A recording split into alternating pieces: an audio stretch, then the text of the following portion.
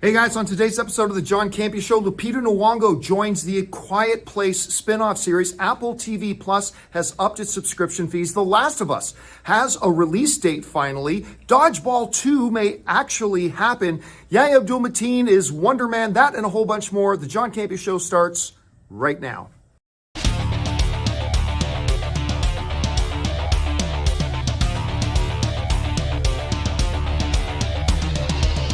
Well, greetings and salutations, everybody.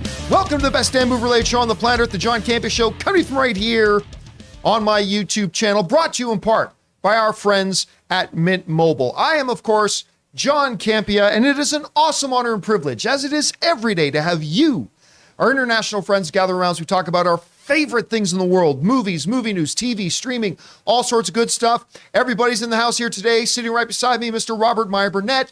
Back there, we got Taylor. Beside him, running the shows, of course, producer Jonathan Boyko. And Alumawana is back with us here again today. And we got a whole bunch of stuff to talk about. Going to let you guys know how today's show is going to go. We're going to break it into two parts. In the first half of the show, we're going to talk about some predetermined topics. Then in the second half of the show, we're going to take your live comments and questions.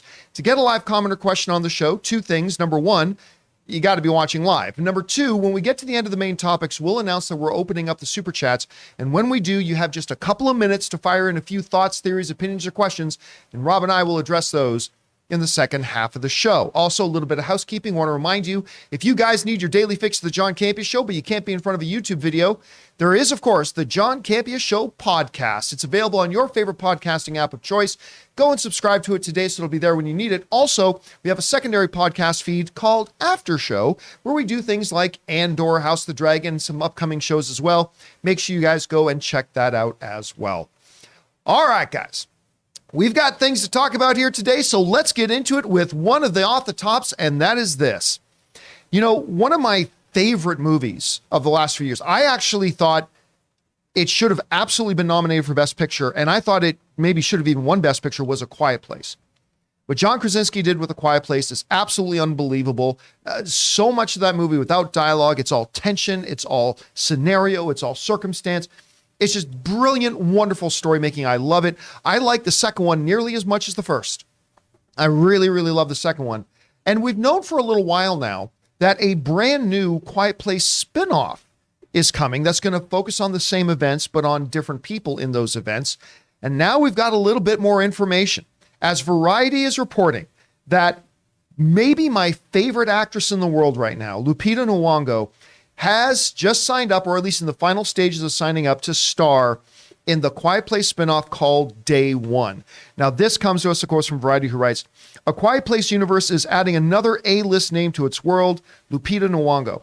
The Oscar-winning actor from 12 Years a Slave, Black Panther, and Us is in final negotiations to star in the spinoff A Quiet Place Day One, which is the next installment of the Paramount horror franchise. Pig director Michael, I always mispronounce it, Sarnowski, will helm the film, set for release on March 8th of 2024. Story details are being kept under wraps, but it has come from an original idea by John Krasinski. So John Krasinski came up with the story for this one. He won't be directing it. But look, again, I love this franchise. Just the performances in it are all top notch. The idea of, you know, they do what a lot of Korean horror does a lot better than what a lot of North American horror does. They always understood, for about 20 years now, horror film directors in Korea and other Asian markets seem to understand that what you don't see is often scarier than what you do see. And with A Quiet Place, while we definitely have scenes with the monsters and the aliens and all that kind of stuff, it's when you don't see them that is actually the most terrifying. And I think the most terrifying scene in any horror movie I've seen in the last 20 years doesn't even involve the monster. It's freaking Emily Blunt walking down some stairs when you know there's a nail sticking out of one of them. I don't know why, but that freaks me out more than one of these monsters tearing with these guys apart. Anyway, let's get to the real story. Lupita Nyong'o. This woman is a force of nature when it comes to acting. I didn't even think Us was all that great, but every moment she's on screen, you can't take your eyes off it. She delivers a performance that is always top notch. Of course, I love her in Wakanda Forever. She's an Academy Award winner. There will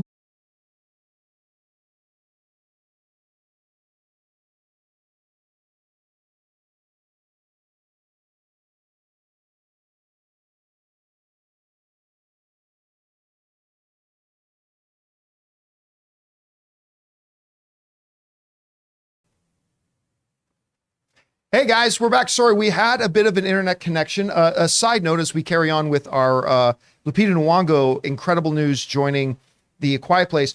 Just a little side note to everybody.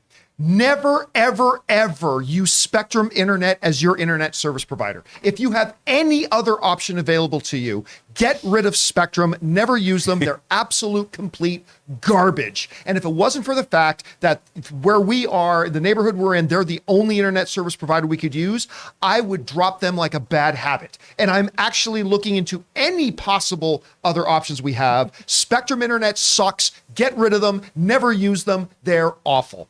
All right, now let's get to some good news. Back to Lupita Nyong'o. Rob, let's start with you over again. I don't know where we dropped out. Your thoughts on Lupita joining Quiet Well, in a Place? nutshell, I'm a big fan of her screen presence. You know, I was just saying I really enjoy her acting. I love her face, the way she conveys emotions. And to be honest, you know, she does terror really well.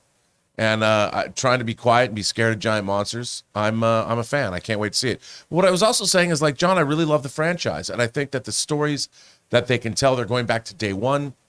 I think this franchise has a lot of, you know, normally franchises get played out quickly, but their scenario, you could play this out like on many different levels. And it's kind of like The Purge. I'm a fan of The Purge, you know, and they keep making these movies. I'll watch them. Like, I thought the last Purge was really good. The way it addressed immigration and things through the horror lens. I think A Quiet Place has a lot of juice left in that tank. Here's a question, though. When you look at something like Walking Dead, right, which has tried let's tell multiple shows and multiple stories surrounding the same basic thing. They've had some failures and some successes with that.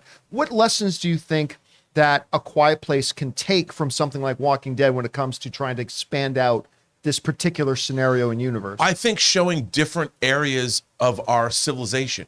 Like I would love to see an entire, like with Walking Dead, I'd love to see the White House at the highest echelons. How did they deal with the outbreak of the zombies? Like what did Congress do? You know, or what did the military do? Or what happens like in elementary school? What happens if in elementary schools, how do teachers keep elementary school kids away from this horrible? I mean, there's so many different ways. The Walking Dead kind of became a little repetitive, especially the main show. It was like, okay, there's a group of human douchebags and there's our good characters and they have to fight or they have to figure out a way. And it just got, and that was part of the comic as well. But there's so many more interesting things to deal with. I would just like to see more aspects of examine how does various levels of our culture fight against upheaval. Guys, question is for you. What do you think about this? Lupita Nyong'o, I think one of the best actresses in the world right now, is going to lead the A Quiet Place spin-off movie day one. Do you like the casting? Do you not? Maybe you've never seen the franchise before. Maybe you love it. Whatever your thoughts are, jump down to the comment section below and leave those thoughts there. All right. With that down, Alou, what do we got up next? Next up is our Mint Mobile hotline question of the day. To hear your voice on the show and have your question answered, go ahead and leave a message at 951-268-4259. Today's Mint Mobile hotline question of the day comes to us from Marty, who's asking about the future of Warner Brothers. Hey, John, it's Marty from Orange County. If Black Adam flops, does Warner Brothers pump the brakes on all future DC movie projects? I know everyone is excited that Henry Cavill is finally back as Superman and potentially getting a Man of Steel 2 sequel, but if Black Adam fails, I don't see Warner Brothers rushing to make any of these projects. Am I overthinking this? Thanks. All right, thanks a lot for sending that in. You know, we were talking yesterday about, look, Black Adam, which is a movie, by the way, I had a lot of fun watching. I've already gone to see it a couple times. I'm probably going to go see it at least one more time in theaters. A lot of fun, that movie. But despite the fact that it's been number one at the box office the last 2 weekends, and despite the fact that it is the biggest opening weekend for a Dwayne Johnson-led movie of Dwayne Johnson's career, including Hobbs and Shaw, that's all good. However, unfortunately, after 2 weeks, which is when a movie makes most of its money, is in the first couple of weeks, the movie's only made $250 million. Now, only 200. A lot of movies would kill to make $250 million. But for a project like this, it's only made about $250 million. With a $200 million budget and roughly $100 million in marketing, That means this movie needs to make around the $450 million mark to just break even, to become profitable. And right now, between the first 2 weekends are already now in its rearview mirror, which means it's going to drop. We had an almost 60% drop, a 57, 58% drop from week 1 to week 2. We're going to see a similar drop from week 2 to week 3. And then we got Black Panther Wakanda Forever coming on November 11th, which, by the way, that's just 10 days from now. The prospects of Black Adam becoming profitable seem to rest with China. If it indeed, it says it's going to be getting a Chinese release. Shazam made $43 million in China. But China's also in the midst of a lot of COVID lockdowns right now. So whether or not Black Adam is going to end up being profitable or not is still a question that's very much in the air. So the question of, well, what happens to Warner Brothers' plans for DC if Black Adam fails to make money? What if it's a money loser? Our viewer calls in and asks, will Warner Brothers slam the brakes on any future DC movie stuff? It's a fair question to ask. However, I would want to point out a couple of things. Maybe the old Warner Brothers, under the old ownership, may be knee-jerk reactionists like that. Actually, the old Warner Brothers regime was known for being knee-jerk reactionish to anything that came to DC. Something happened in DC, like something failed in DC. Oh no, let's rethink everything. One little thing works and goes, let's remap everything to work around this one thing that worked. I mean, that's how they ran things, and that's why they nearly ran it into the ground. But however, there's a new ownership at Warner Brothers now, right? And this new ownership had nothing to do with the production of this movie. The only thing they had to do with this movie was they gave the green light to put Henry Cavill in as a post-credit scene, which the previous ownership said no to, which I still can't understand why they said no before. So this isn't really their movie. So they're going to look at Black Adam. They're going to want it to succeed. They're going to do what they can to help it succeed. But at the end of the day, it had nothing to do with their plan or their roadmap. This new ownership of Warner Brothers and the brand new, newly minted DC Studios under James Gunn and Peter Safran, who took over today, this morning, 9 a.m., they became the new bosses of this brand new DC studio. The Black Adam thing was never part of their plan or their roadmap. So I would say 2 reasons not to worry about it. Number one, just because you hit one bump in the road does not mean you just pull all your plans and freak out. Maybe the old Warner Brothers leadership would have done that. The new Warner Brothers leadership won't. But second is that Black Adam isn't even their movie, right? They are behind it, their name's on it, all that kind of stuff, but it wasn't their movie. So even if it did completely flop, it wouldn't deter their plans for what they're doing moving forward. This had nothing to do with James Gunn's orchestration, so no. Just if Black Adam ends up losing money, and we don't know that it will, but if it does end up losing money, they're going to go, damn, that sucks. Okay, well, let's move forward with our plan now. And so, no, I don't think there's any risk of them upheaving or pulling the plug on all their upcoming DC projects. That anyway, Rob, you know, it is weird that we're talking about maybe a Dwayne Johnson, my second favorite movie star in the world, led superhero movie that we've been waiting for 15 years, might not even be profitable. But if it's not profitable, and it still could be, but if it's not, do you think that throws a wrench in DC's plans moving forward? Well, no, because I mean, look, we got Fury of the Gods coming out. We've got Aquaman coming out. Fall What You Do, the Joker follow-ups being made.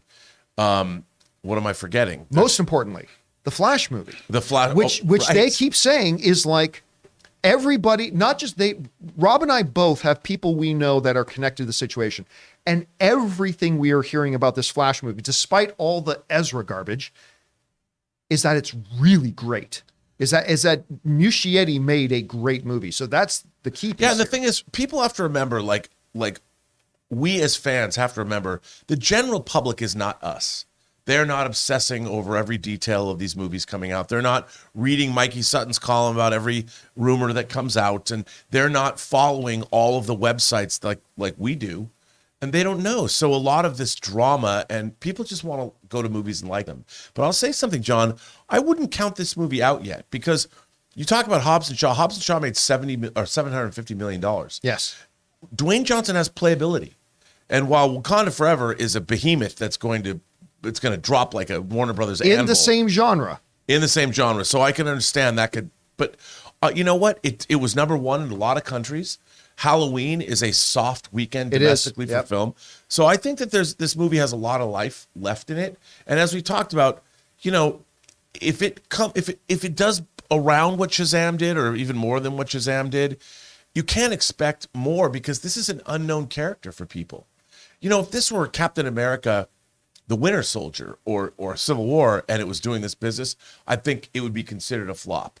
But this is a new character, it's newly introduced, and there's still gas in the tank, and we'll see where it winds up. But we talked about, if it makes 400 or 500 million, I mean, that looks tough. I'm not going to lie. It looks like it's not going to get there right away, but if it plays out, maybe it will.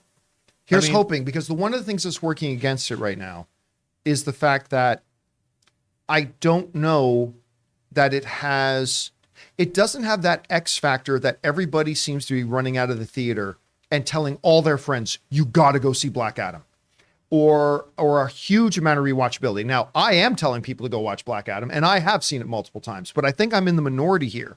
So unlike, say, a Top Gun Maverick, which had like that wave of word of mouth that just kept it chugging and chugging and chugging and chugging, I don't know that Black Adam does. So it'll be interesting. It's got 200 million to go. I think you're right. I think what Black Adam is missing is, like, when you go see Top Gun Maverick, it transcends what the audience expected it to be. It is surprisingly emotional, which you wouldn't have thought. Yeah. It has romance that you might not have thought. It has great secondary characters that you like. And it has an incredible performance by Tom Cruise. It is more than what you would expect. The problem that Black Adam faces is it's exactly what you expect. It doesn't it doesn't transcend the genre. We've been getting great superhero movies now for 15 years. And you go see Captain America, the Winter Soldier, it transcends. It's a great movie, even if it wasn't about Captain America. Yeah, if you take out the comic book aspect of it, it's still a great movie. And I'll tell you something. You know that from the very beginning, because when Cap meets Sam Wilson on your left, they're jogging around the mall or whatever. Such a great moment. It's a great moment, and that goes outside of the comic book genre. That's two men meeting, two soldiers, two people that become friends. And immediately and I think that Black Adam doesn't have any of that. It tries, but it doesn't have enough of it. It doesn't. So that's what I think it has going for it. Or not going for it. It's fun, though. Like you said, it's fun, but it's not a great movie. Here's how I describe Black Adam to a buddy of mine I was texting with yesterday who hadn't seen the movie yet. I said, here's the thing about Black Adam. Everything that it needs to do well, it does well. Yes. All the things that it could do well to elevate it, it does not. So, like, some terrible dialogue, like a nonsensical kind of story, all the stuff that would make it a great movie other than being a Black Adam movie, it just doesn't have. Fortunately, for people like me, it does do all the things it needs to do. If you're going to do a rock in the Black Adam movie, you got to make it fun. You got to make it exciting. You got to have some good laughs in there. You got to have some viciousness to it. It has all of that. And that's why I walked out with a big smile on my face. But it didn't do all those other intangibles that you need to do to, like you say, elevate it and transcend the genre. It just doesn't do more, it. I hate to say it, but it needed more humanity in it. Yeah, and not that kid. No. Maybe less of that kid. No, that was movie kid. You know, it was too much movie tropes. I mean, the people that wrote it were like, here's a screenplay. You know, and you read it and you're like, okay, I'm sure it read well, but the execution was not. And what I want to know, in Kandak, is that how you pronounce the name? Kandak? Why is Diamond Dallas Page such a big dude in Kondak? Like, everybody's going around doing the Diamond. Only some of you guys will even understand that reference, but everybody's walking around doing the Diamond Dallas Page. Diamond Reminded me of Daft Punk, because they had that pyramid, so everybody would do that for Daft Punk. Oh, really? Yeah. Oh, I didn't know that either. All right. Anyway, guys, question is for you.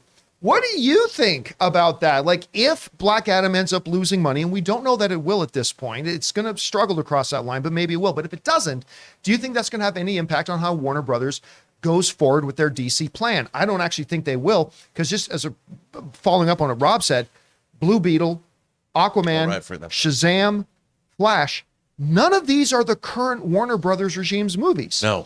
Right? We're years away from really feeling what they, so I don't know. But what do you guys think? Whatever your thoughts are, jump down to the comment section below and leave those thoughts there.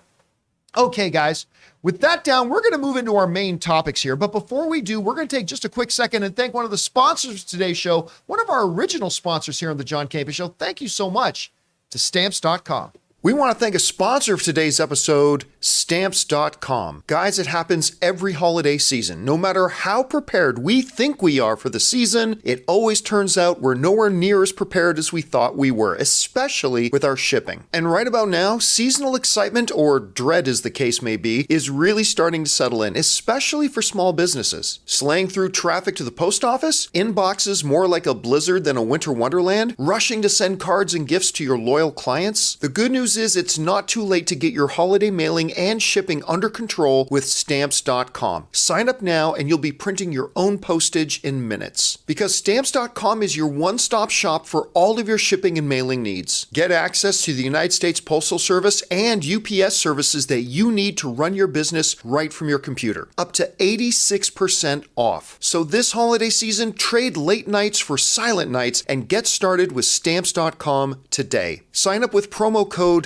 Campea for a special offer that includes a 4-week trial plus free postage and a free digital scale. No long-term commitments or contracts. Just go to Stamps.com, click the microphone at the top of the page, and enter the code Campea. And thank you to our friends at Stamps.com for sponsoring this episode of the John Campea Show. Okay, guys, with that down, let's get into our main topics. And how do we select our main topics here on the show? Well, that's where you guys come in, because you guys come up with our main topics. Whenever you guys come across a big topic, issue, or story that you guys feel we need to cover as a main topic on the show, just go anytime 24/7 over to www.thejohncampeashow.com/contact. Once you guys get there, you're going to see a form. Fill it out with your topic or question. It's absolutely free. Hit submit, and then maybe, just maybe, you might see your submission featured as a main topic here on the John Campea Show. With that down, Alu, what is our first main topic today? Main topic number 1 comes to us from Drew Cobrix, who says, "How's it going, crew? It looks like we'll be getting The Last of Us really soon, as the sneak preview on HBO Max is showing that it will premiere on January 15th. Love the 2 games, and I'm very interested in seeing both portrayals of Joel and Ellie. Love to hear your thoughts. Thanks, and hope y'all have a great day." All right, Drew, thanks a lot for writing that in. And yeah, listen, there's not, I'm not going to say it's the number 1 most anticipated show I have in the world, but it ranks up there, Last of Us. You know, we've talked a lot that the common refrain amongst video game fans is video games tell us good stories in movies. No, they don't. But a couple of them do. Last of Us is absolutely one of those. Actually, to me, nothing has ever come close in terms of narrative storytelling in video games. God of War is great. Red Dead Redemption storytelling is great. Actually, the Uncharted storytelling stuff is really great. But none of it, to me, comes close to Last of Us, both 1 and 2. That is like elite level storytelling, regardless of which medium or which genre you're talking about. It's just elite level storytelling. It's incredible. And they've started giving us our first little glimpses, our first teasers. It looks great. I mean, the teasers and trailers haven't really given much away yet, but certainly it looks really good. You've got Pedro Pascal in the lead, which is fantastic. I love him. And now, in a new little promo spot, a social media promo spot, it actually gives the little details down on the bottom of this little promo spot, starting January 15th. January 15th. So we have got it. We've got our date. We're about 2.5 months away from Last of Us debuting on HBO. Now, if this holds up and true, HBO's not commented on that little social media leak they put out. But if this does hold up, we are 2.5 months away from Last of Us coming out. And Rob, again, I'm not going to sit here and say like it's my number 1 most anticipated show, but it's got to be right up there. Interesting note as well. We also just found out that the incredible Mayor of Kingstown on Paramount Plus, starring Jeremy Renner, it's getting its season 2 dropping on the same day. So that's a good day of TV watching for Johnny, because I love Mayor of Kingstown. That show is fantastic. If you haven't checked it out yet, you must check it out. Jeremy Renner is next level and it's great. But as much as I love that show, when I open up my Chromecast TV and I'm looking at HBO Max app and the Paramount Plus app, I'm clicking over to the HBO one first. I'm watching Last of Us. Rob, you hear about this release? Where's your anticipation level like for this? And is this coming out a little bit sooner than maybe we expected? Well, first of all, my anticipation for this is through the roof. I mean, I love these kinds of shows. I love these post-apocalyptic. Show me anything with a virus, whether it's a zombie virus, whether it's a super flu like in The Stand. Don't care. Love this genre. This video game was incredible. The story was incredible. And I think the biggest thing that makes me excited about this show is the creative behind it. You've got Craig Mazin behind it, Craig Mazin did Chernobyl. And, he's known for doing a lot of parody stuff. He did The Hangover, the Hangover 2 and 3. But I really think that Chernobyl showed what he's really capable of doing. Which is one of the best, quote unquote, limited series I've ever seen. And that thing is incredible. Absolutely. And just nightmarish, too. I mean, there were times when I'm just like, And I think he's going to talk about getting material elevated. Plus, he was working directly with the creator of the actual original game. Who co-wrote the script on this. Co-wrote the script. So the two of them, I mean, I can't imagine a better collaboration of a creator that's worked in the business for 25 plus years, and you get the creator of the original property collaborating. I mean, just look at the trailer, dude. Come on. What we've seen from this show looks so good. It looks like they took it seriously, and the production values are incredible. And I really appreciate they thought out of the box. Who would have thought Little Mormont would come on and kick some more ass? Lady Mormont. I mean, she would not have been the first person that I would have thought of to take this role. No, me either. But you know why? I'm sure that she was the best actress, and that's why it's cool. And I can't wait to see this. And Pedro Pascal, you know what? I don't know why, but one of my favorite things on the internet is to watch clips from the Equalizer movies. I know. I could just watch Denzel look at his watch and just take out. And they're making number 3 right now. But Pedro Pascal was the lead villain in the second one. So I've just been, for whatever reason, watching a lot of, because in The Mandalorian, you don't really see enough of him. He's and in Wonder Woman 84, he's a really good actor. And I can't wait to see him in this role. I can't wait. Still a lot sooner than I thought it was going. Like, honestly, I thought it was going to be like a mid April, May kind of release. That's just what it felt like to me. So seeing January 15th, if this date holds up, to me is Do we know exciting. how many episodes it is yet? Is it 10 like House of the Dragon? Aloo? Taylor? The standard has been 10 for HBO. Yeah, so that could have been their standard. Seems like that's what they do. This is a lot of material to cover, though, so I wouldn't be surprised if it's like 12. No, it's 10. I just checked that. Yeah, So it is a 10-episode season. I don't Okay. think they're going to get to the end of the game. Hey, you know what? No. They ain't going to Disney Plus this shit. They're not going to be 29-minute Oh, no, episodes.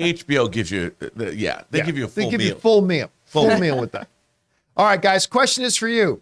What do you think about this? Are you looking forward to this Last of Us series? I think it looks incredible. Anyway, and what do you think about the release date of January 15th? It's a lot sooner than I thought. Maybe it is for you too. Whatever you guys think, jump down to the comment section below and leave your thoughts there.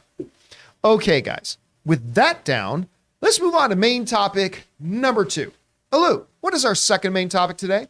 Topic number 2 comes to us from Vincent G, who says, "Hey, John, I remember hearing last week that Apple was going to be upping the price on Apple TV Plus.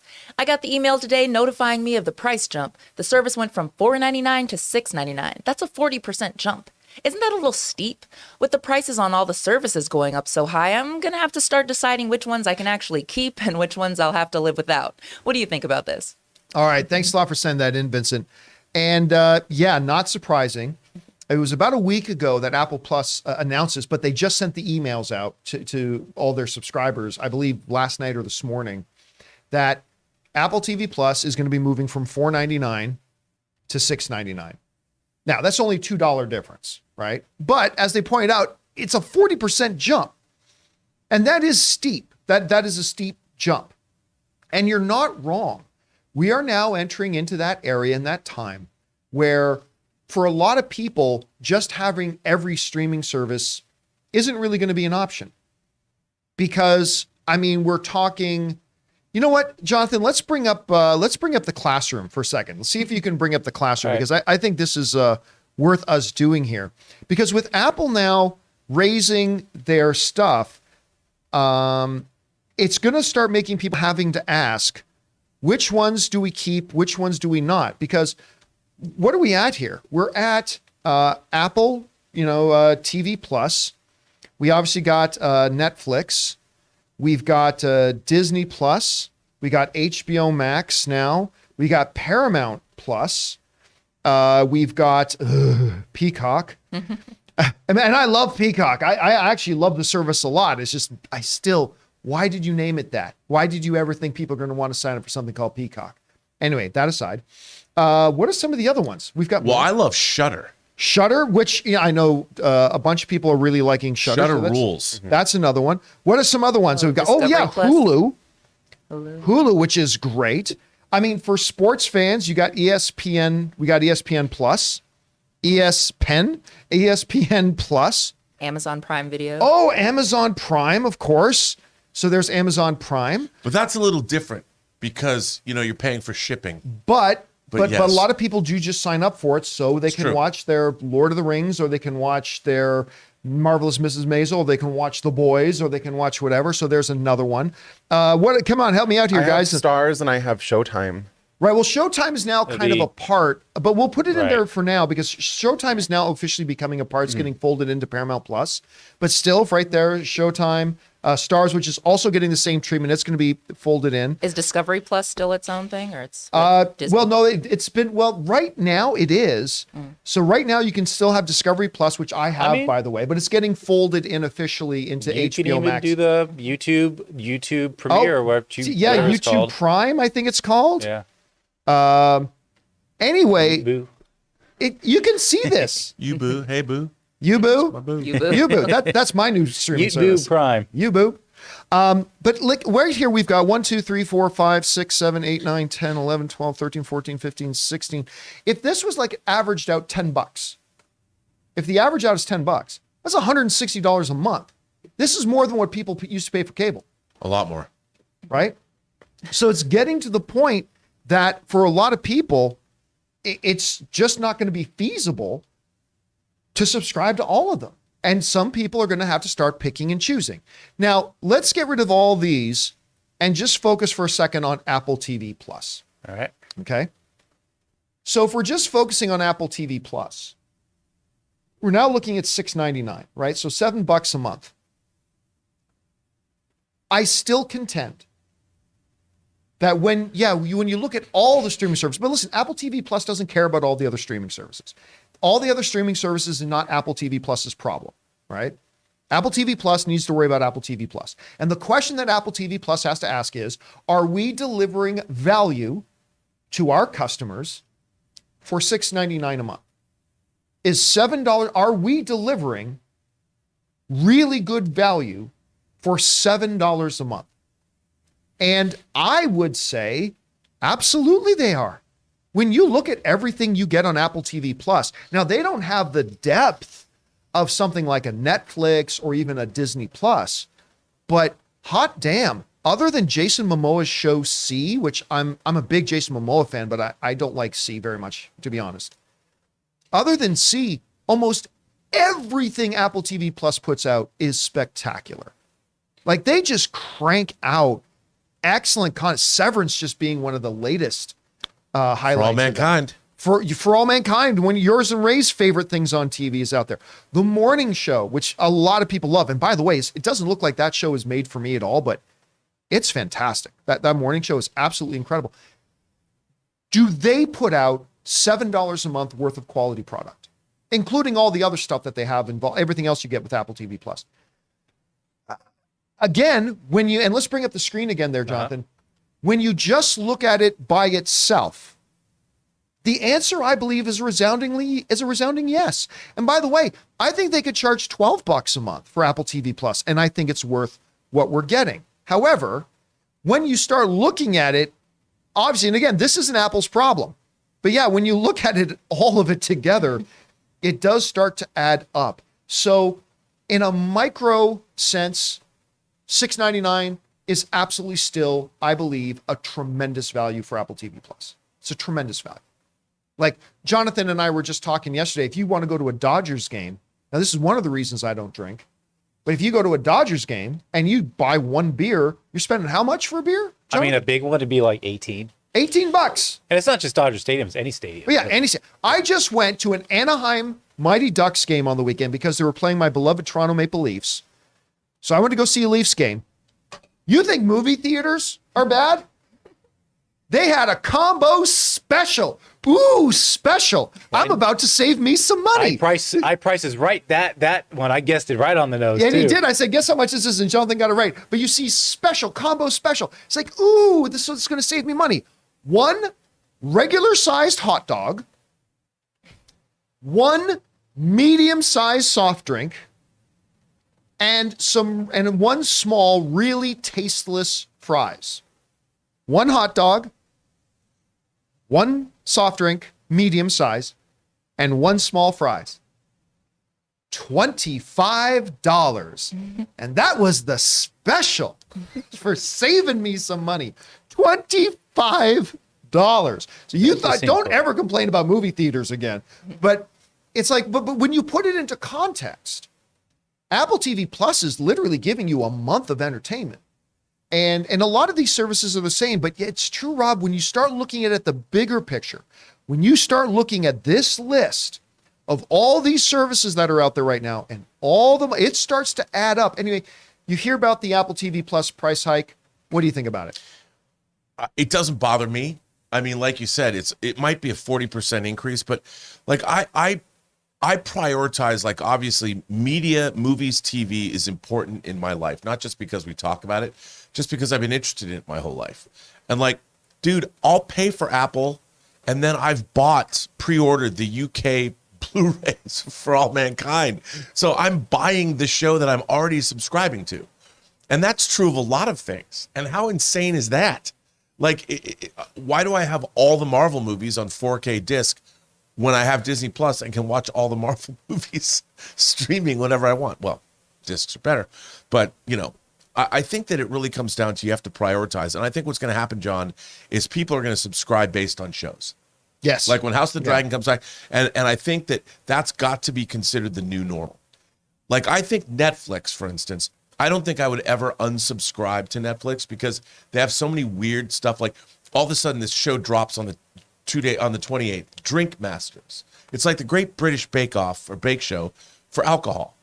And I'm like, count me in. And I'm locked in and I'm thinking, that's 10 episodes of a beautifully shot show and hipster bartenders. For whatever reason, that alone, one show makes my monthly subscription to Netflix worthwhile. And Elizabeth and I, if you start going through their documentary content, there's always something there. I'll never get rid of Netflix. As long as they keep putting all this weird, eclectic stuff I don't even know I wanted. And then when I find it, I'm like, well, this is great. Let me interrupt you just for a second. While Rob is going off on this, let's bring up the classroom again for a second. Maybe with Rob in the pit. So we're absolutely gonna be keeping okay. So Netflix is getting kept for sure. Netflix. Okay. Keep Netflix. Let's get Rob. Yeah, there's Rob. I'm gonna pull him up So here. okay, so Netflix is definitely staying. Let's go through here. If Netflix is staying, what else is the next up that is automatically this is staying? HBO Max. HBO Max, absolutely. They're the gold standard bearer. All the stuff that they've got. So HBO Max is staying as well. What's next? Netflix stays because I pay for Prime anyway because I use Amazon all the time. So I'm not going to ever get rid of Amazon Prime. So Amazon Prime, absolutely. I mean, plus they've got Invincible, they've got The Boys, they've got Arcane, they've got Rings of Power, they've got a bunch of other things coming up in the new year as well. So Amazon Prime. And this is going to seem strange for me personally, but Shudder stays because I love horror. And they're always doing interesting stuff. They're a great channel. They're really well curated. So I would keep that. But all this other stuff, John, all of it. You didn't mention Disney Plus. Oh, well, the thing about Disney Plus is, I mean, while I guess I'll keep Disney Plus because they've got me with the rotating shows between a Star Wars show and a Marvel show. Well, here's the thing to me. It's not even the rotating shows. To me, the thing about Disney Plus is it's got all of Marvel and all of Star Wars. It's actually the catalog and all the classic Disney stuff. I mean, even And if all it the wasn't Fox. for all the new shows for me, Disney's got to be up there. Like, where else am I going to watch Moana other than on the John Campea Show? Where else am I going to watch Moana? I would say this. I own a lot of the Disney movies. I have a lot of Disney's catalog, So how are you gonna including Marvel and Star Wars and all of their He animated keeps the classics. boxes right beside the rotary phone. Yeah, but how are you gonna own Tales of the Jedi? Well, there are places you can get it packaged. All right. But then there's places you get all this. But no, the Disney Plus I might keep. But the rest, and Apple TV, while I like Apple TV is a service that when a Severance shows up, you watch it and you can let it go if you want to. But it's cheap, so you keep it. Who cares? Churnable. It's churnable. Everything else to me is churnable. Not Chernobyl. Let me ask Chernable. you, not Chernobyl. Alu, let me ask you, if you could only keep 3 Ooh, 3. of the ones on this list, which ones are you keeping? Okay, Disney Plus for sure. Yeah. Oh man, I keep trying to quit Netflix. When they did that price hike, the past one they just did, I deleted them, and then they came out with season 4 of Stranger Things, and I was like, God damn it, Netflix, you got me again. So Netflix, Disney Plus, man. Oh, Only one more.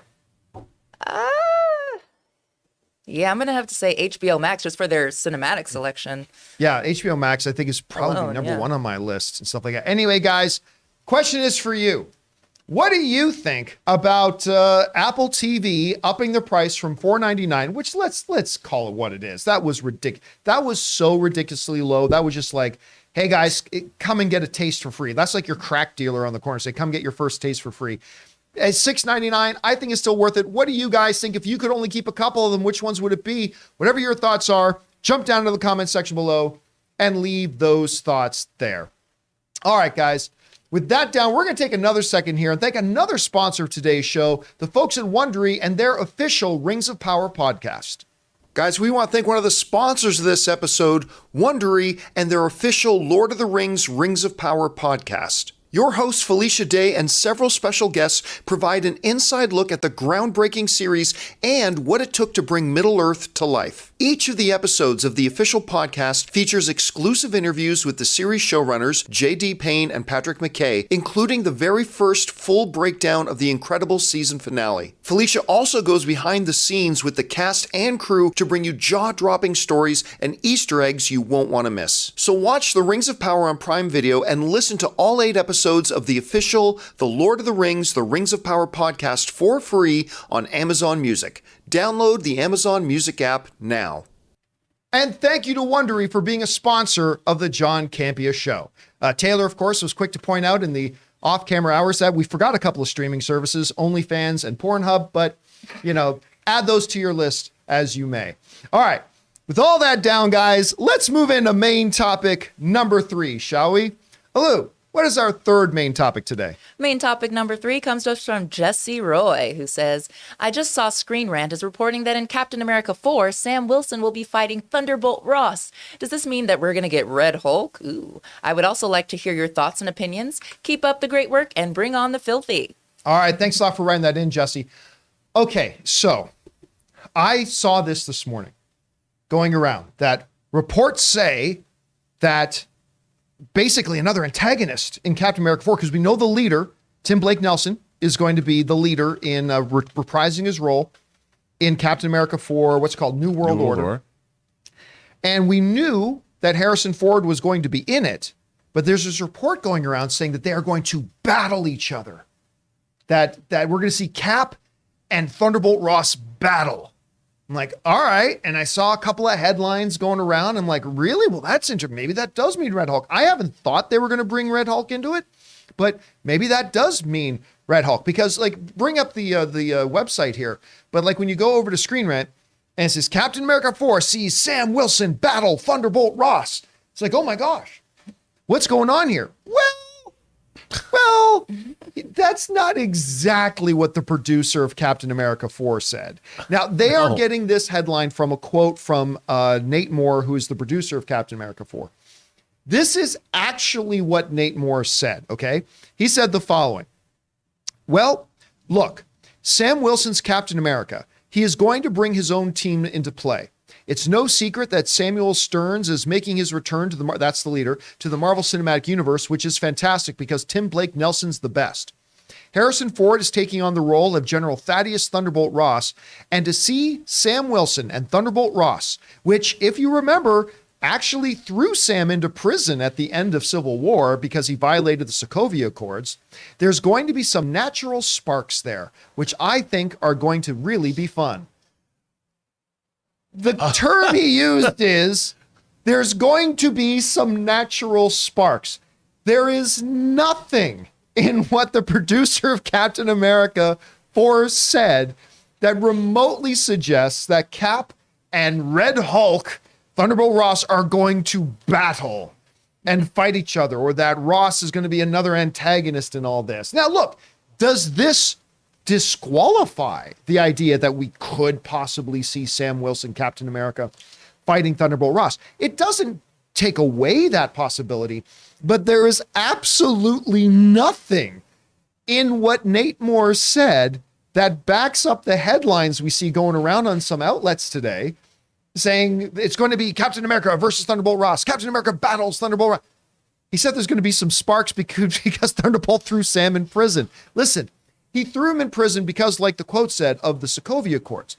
One of the things we know because of the She-Hulk show, and well, we knew beforehand anyway, but the Sokovia Accords have been repealed. It's like the world in the MCU realized, oh yeah, the snap probably wouldn't have happened if we had all just realized that Cap was right the whole time. Anyway, the Sokovia Accords caused us misery. They got rid of the Sokovia Accords. My belief, and I am not backing this up with any insider knowledge, this is just me as another fan speculating. I think you are going to see Thunderbolt Ross and Sam Wilson as uneasy allies in Captain America 4. As he turns into the Red Hulk. As he turns into the Red Hulk.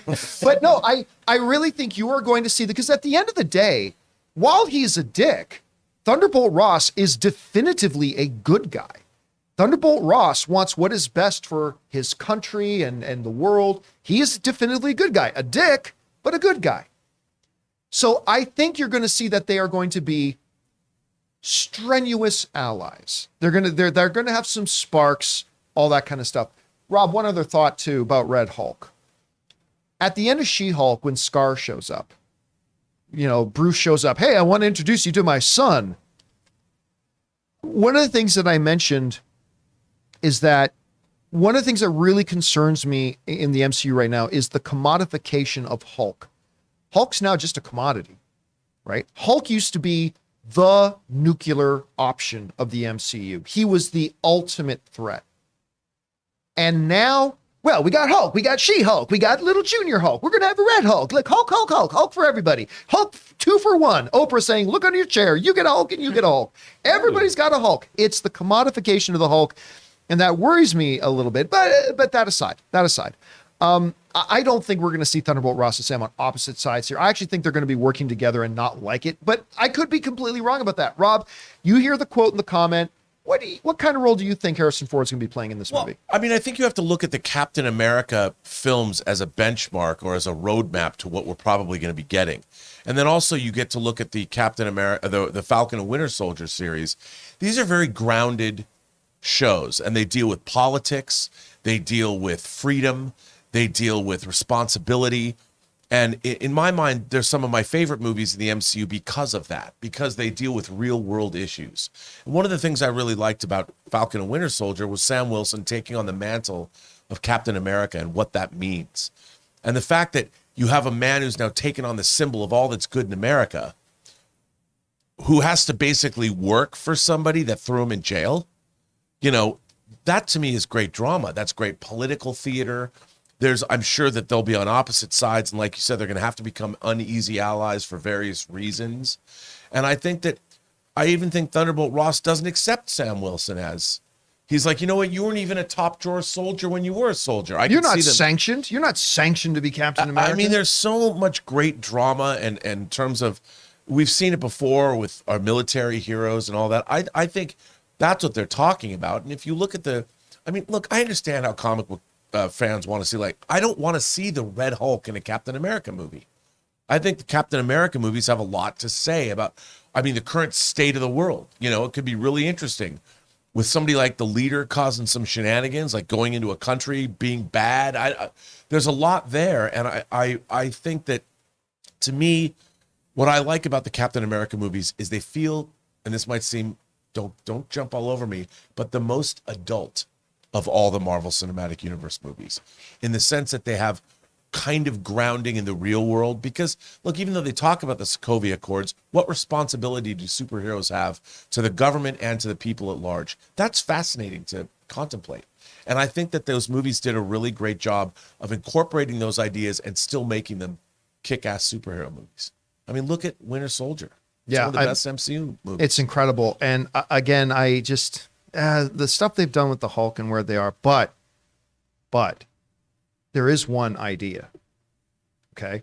Because I mean, I rolled my eyes when Scar showed up with that stupid, Shaolin monk haircut, which looks great in Shaolin movies, but not so great on Scar. I had the one idea because everybody's talking about World War Hulk. It's like, do you know anything about World War Hulk?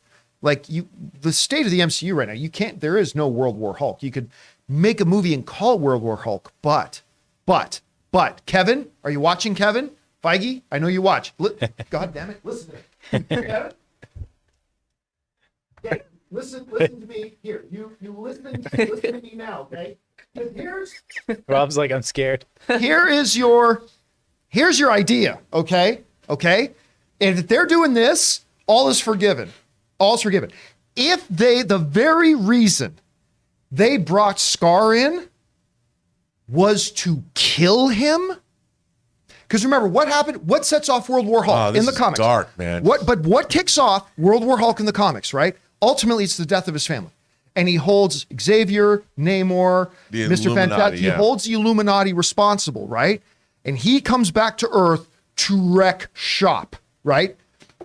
So, but there's no way to do that with the MCU the way it currently is. If you've introduced Scar, Hulk's son, and somehow, some way, whether it's Thunderbolt Ross, whether it's the incoming Charles Xavier, or the incoming Mr. Fantastic, or whoever else. Or Namor. Or Namor, or Wakanda, or the UN, or the Sokovia Accords Part 2, or whatever, and that is responsible for the death of his son, to see Bruce then revert to a World War Hulk kind of Hulk again, to then bring a World War Hulk. Look, you do that, all is forgiven.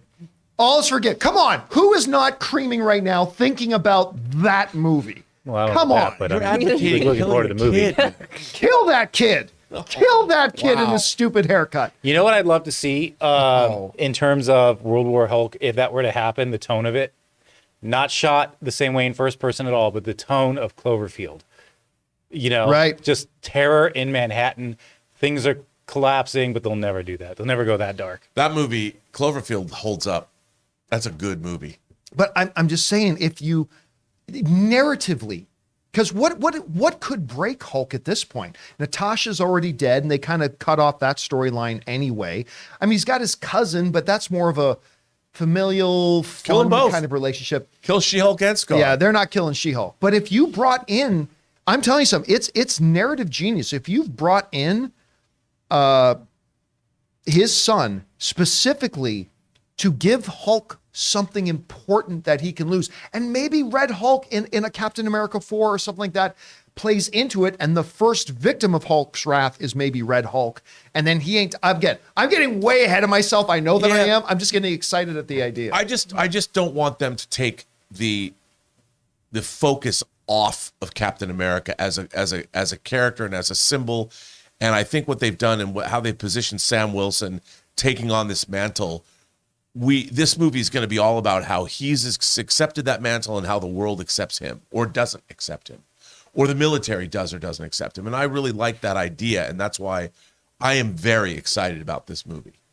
Me too. All right, guys, question is for you. What do you think about this? Do you think we're going to see Sam and Thunderbolt Ross on opposite sides? Do you think they're going to be on the same side like I do? They're just not going to like having to be on the same side. Is Red Hulk going to play a part of it? Whatever you guys think, jump down to the comment section below and leave your thoughts there. Okay, guys, with that down, let's move on to main topic number 4. Alu, what is our 4th main topic today? Topic number 4 comes to us from Wade S., who says, "Hey guys, hope you're well. I just read that Vince Vaughn has a Dodgeball 2 movie all ready to go and is almost everyone on board with it except Ben Stiller. Apparently they won't do it without him, and he's hesitant to do it. Have you ever seen the original, and what did you think of it? Would you be down for a Dodgeball 2? If you can dodge a wrench, you can dodge a ball. What? Rip Torn was so, I mean, he was funny his entire career. Yeah. But there's not a lot I liked him in as much as I liked him in Dodgeball.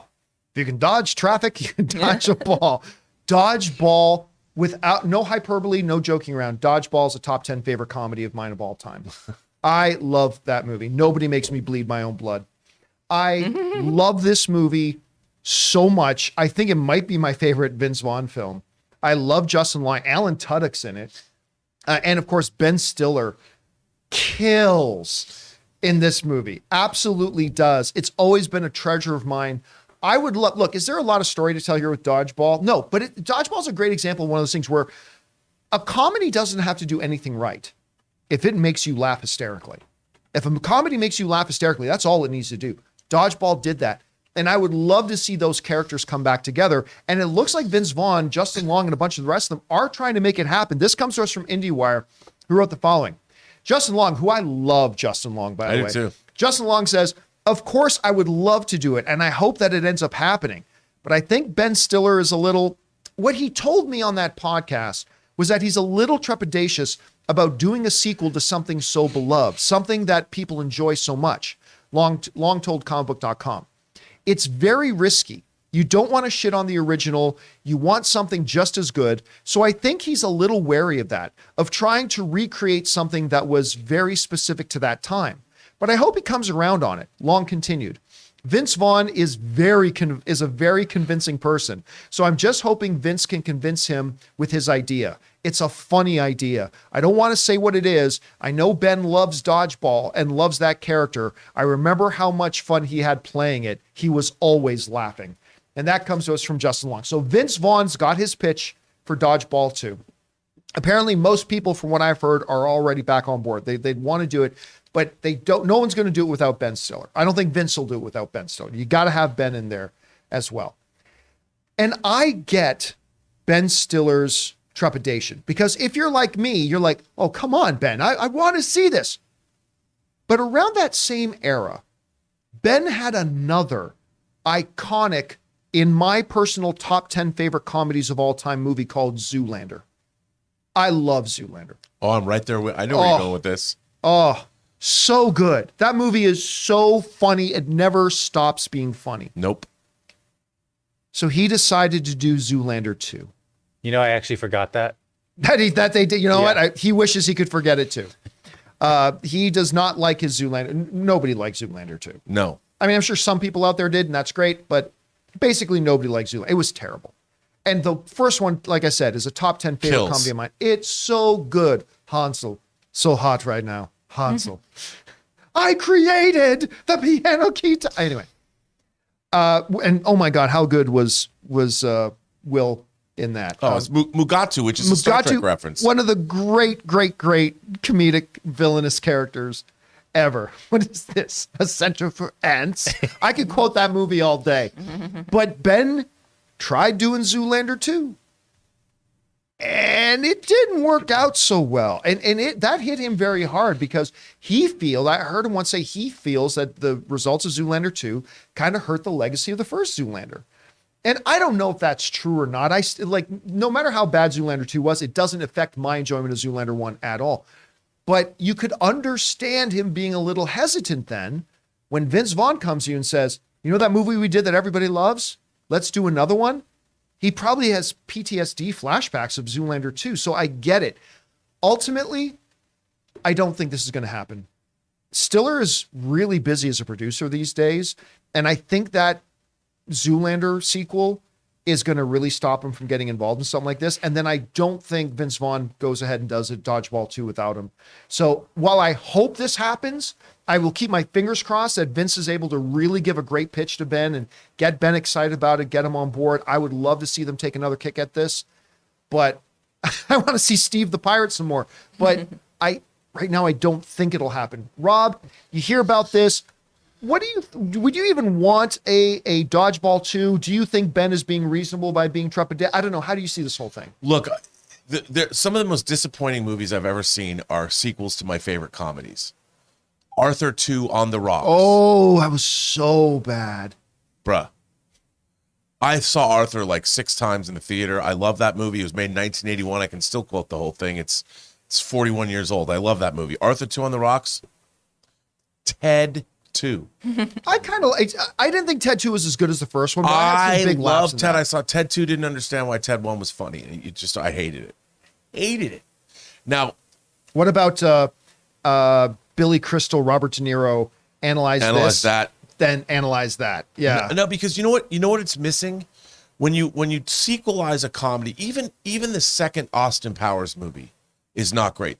Goldmember's better, but still not. You miss the novelty of discovering that quality of the like the Dodgeball with all the characters. I mean, maybe Anchorman 2 worked out. It wasn't. There's some that have been okay.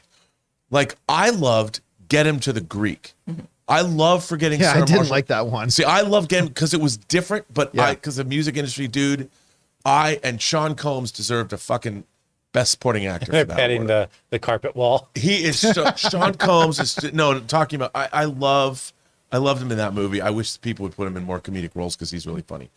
But Dodgeball. The problem with Dodgeball is I just don't think that there's enough. It's never going to be that again. I just realized that's Crazy Eye Killer from Curb Your Enthusiasm in the yellow shirt. I don't know if you watch Curb I Your don't Enthusiasm, watch but it enough. It is. But look at the lineup there, though. You got Stephen Root, you got Rip Torn, Vince Vaughn, Alan Tudyk, Justin Long, kid from Grandma's Boy, and Matrix, or not Matrix, Avatar, in the white T-shirt. Oh, yeah. I just sat beside him at a He premiere. was in Grandma's Boy. He plays the boss, or the main developer. Yeah, the Matrix wannabe guy. I mean, maybe if this, I never want to say never. I never want to say don't make this, but I look at this. When was Dodgeball made? 20 years ago? Oh, it's good. Yeah, look how young Justin Long looks in this picture. kid. Little baby. He's just a little baby. I don't know. I mean, Okay, what about Evan Almighty? Oh, Dodgeball was 2004. but listen, I actually Okay, just so jumped in the like live 20 chat and I years. asked people, because you bring up a good point. Like, I did not hate Hangover 2, but it's a massive step down. yeah, right? it's Sequels to comedies are hard. I asked the live chat, what are some of the funniest sequels to comedies? There are a couple really good ones. 22 Jump Street.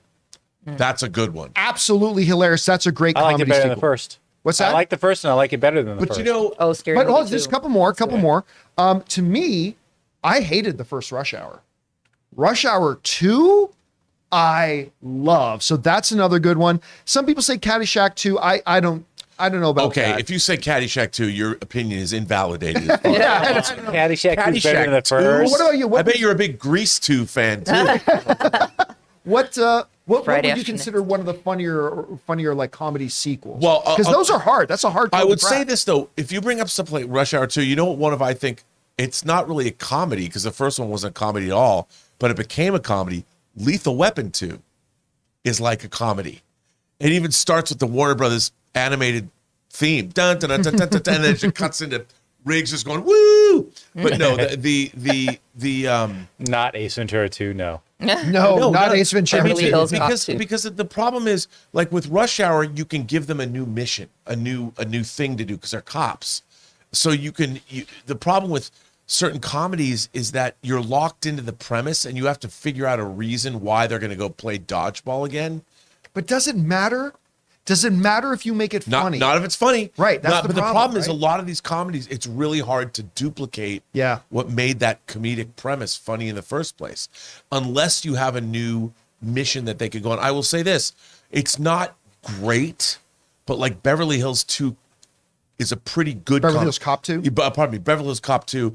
Number one's one of my favorite movies of the 80s, but number 2 is respectable because there's a new villain and it was more of an action comedy like the Rush Hour series or like even Jackie Chan's Super Cop series, because you can have the mission can be different and the humor can be. But if you have Dodgeball 2, the premise of Dodgeball, Ron Burgundy, the second Ron Burgundy, Didn't live up to the first one. Anchorman, but it's not horrible. No, it's not horrible. Yeah, but it wasn't anywhere I want to near. go around a little bit. I already know what he's going to say because I already put it in Shrek thing. But 2. Taylor, Well, yeah, obviously Shrek 2, right, Shrek Taylor? 2 is a masterpiece, and it was the first fight David and I ever had was, is Shrek better or is Shrek 2 better? And he was right. Shrek 2 is better. We went and we watched I agree, it, actually. yeah. I think Shrek 2 is the best of the Shrek movies. But I would say, someone just put this in the live chat, The Spy Who Shagged Me is hilarious. I think better than the first. Right? No I way. like this one. Lou, what about you? What's your favorite comedy sequel? I don't know if it's my favorite, but consistency wise, someone put in the chat Scary Movie 2. I think that one's up there. I don't know if it's quite better than the first because they're both so damn good, but What about you, Jonathan? You got one that's your favorite? Not really. I hate to be a wet blanket on this. I will go with 22 Jump Street. Yeah, I mean, I liked it more than the first, so But again, that's more like a mission movie where they can do something new. But it was funnier. Like to me, it was The like comedy when was better. I think in terms strictly of laughs is like, was it funnier than the first Yeah. one? And I thought it was actually even funnier Both of than those, the first. I mean, both of those movies, they're an exception. Okay, well, we need to you move know what? on. I would say even quickly, like even better than A Shot in the Dark is like the Pink Panther 2 Yeah. Oh over A Shot in yeah, the Dark. Peter Sellers' Pink Panther movies. because he upped the game. Yep. All right, guys. Question is for you. What do you think about this? Vince Vaughn is trying to get a Dodgeball 2 together. I want it. Doesn't look like maybe Ben Stiller does. What do you think ultimately is going to happen? Do you think they're going to make it? Do you think they should make it? Whatever you guys think, jump down to the comment section below and leave those thoughts there. All right, guys. With that down, let's move on to main topic number 5. Alu, what is our 5th main topic today? all righty. And main topic number 5 comes to us from Brian Meadows, who says, "Hey crew, I just read from Variety that Yaya Abdul-Mateen has been cast as the lead in Wonder Man. While I would normally be excited about this, his comments on the superhero movie genre from not too long ago make me wonder, pun slightly intended, how much effort he will actually put into the role. Would love to hear you guys' thoughts."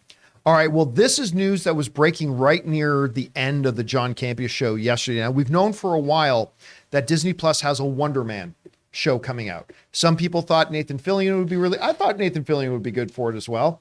But they went out and got Emmy award-winning actor Yahya Abdul-Mateen, who is going to become the latest guy to wear a DC and Marvel badge on his arm because, of course, he's Black Manta in DC. He's got the upcoming Aquaman 2 movie coming out, and he's now going to be in the MCU as... And he's Dr. Manhattan. And he's Dr. Manhattan in The Watchmen. And that's what he won his Emmy for, as a matter of fact. This comes just from the folks over at Deadline who wrote the following. Coming off of some of his best reviews of his career for his work in Broadway's Top Dog Underdog, Yahya Abdul-Mateen II is preparing to move over from DC to Marvel as the lead for the studio's Disney Plus series Wonder Man. Abdul-Mateen is best known for the superhero sphere for his work in HBO's Watchmen, having won his first Emmy in 2020 for his turn as Calabar/Dr. Manhattan. Abdul-Mateen also has appeared in films including Ambulance. I didn't like Ambulance that much, but he was really good in it. He was really good in it. The Matrix Resurrections, another one I didn't really like all that much, but he was really good in it. Nia DaCosta's Candyman sequel, Aaron Sorkin's Oscar-nominated drama The Trial of the Chicago 7, Jordan Peele's second feature Us, and Michael Gracie's The Greatest Showman. That, of course, comes to us from Deadline.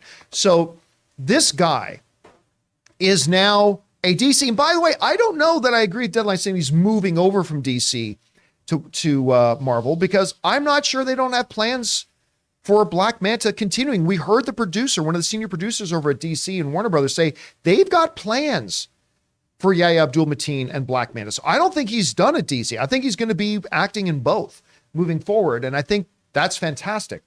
This dude is a world-class actor. Emmy Award winner, starring on Broadway. Listen, there's a lot of things directors and editors can do to make less than super talented actors look good in a movie or a TV show. There ain't no hiding it if you're on Broadway.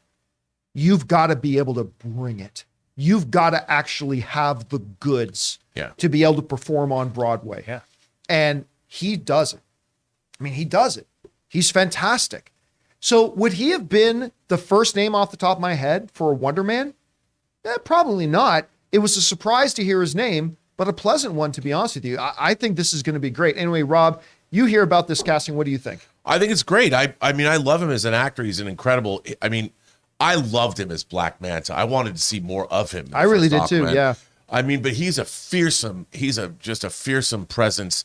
And I think as Wonder Man, you know, obviously he's going to have to bring his comedic chops, but I think he can. And I really like him. I think he's an incredible screen presence.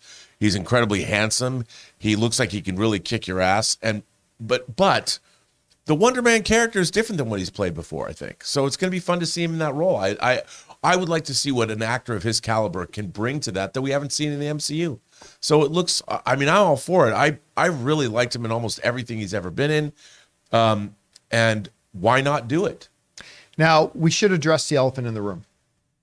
This is, of course, the same guy, and we talked about on the show, that just recently talked about playing Black Manta in a comic book movie was quote unquote clown work, not real work, which will probably go down as far as public statements to be the stupidest thing he's ever said or will ever say. That's one of the absolute dumbest things he could have possibly said, considering the fact that he's got a new comic book movie coming out in Aquaman 2, considering the rabid fan base or something like that. And it gives a suggestion that you don't care about the role. Now, look, obviously he does. He won an Emmy for playing a comic book character. Now, granted, listen, somebody suggested to me when he said clown work about Aquaman, he wasn't talking about the comic book genre as a whole. He just didn't think there was a lot for Black Manta to do in the first Aquaman. And to be fair, there wasn't. And what he's wearing, I mean, he's wearing the giant Black Manta suit, which is kind of, it's kind of and I understand, like, the thing is, I don't take it personally. The guy can go on to Broadway and be on the Broadway stage. He can play Dr. Manhattan. He can do all these different kinds of roles. And comparatively speaking, I don't necessarily even think he was saying clown work and making it disparaging. I mean, he's talking about it's like going to the circus. You get painted up, you do your show, you come out and you entertain people. It's not like it was subtle acting. He's a really bad guy from the very beginning. There was not a lot of nuance in his character, but he played it the way he was supposed to play it. He kicked ass. Well, and again, to the point that if it raises the question that he doesn't have a lot of respect for those types of roles, again, he won his Emmy for a comic book role, and he just accepted a comic book painted blue. Where he's painted blue, and he just accepted another one. So I'm not terribly worried, but one of the things that kind of popped into my head before we went in to start our show, I was talking to the crew about it today, was that, with Yahya Abdul-Mateen joining the MCU, Kevin Feige and the MCU have very quietly gone about adding the best Black actors in the world to the Marvel lineup recently. Because you're talking now, in the MCU, they've got Michael B. Jordan, who's going to have an Oscar on his mantle at some point. You've got Anthony Mackie, who is I know a lot of people who just watch comic movies. You only know him as Sam. You got to watch some of his other stuff. He's phenomenal. And he's more than just the guy who rap battled Eminem in 9 Mile. All right. So you got Anthony Mackie. 8 Mile. 8 Mile, sorry. You got Anthony Mackie. He likes to go the mile further. You've got Jonathan Majors now, who is insanely talented. You got Yahya Abdul-Mateen.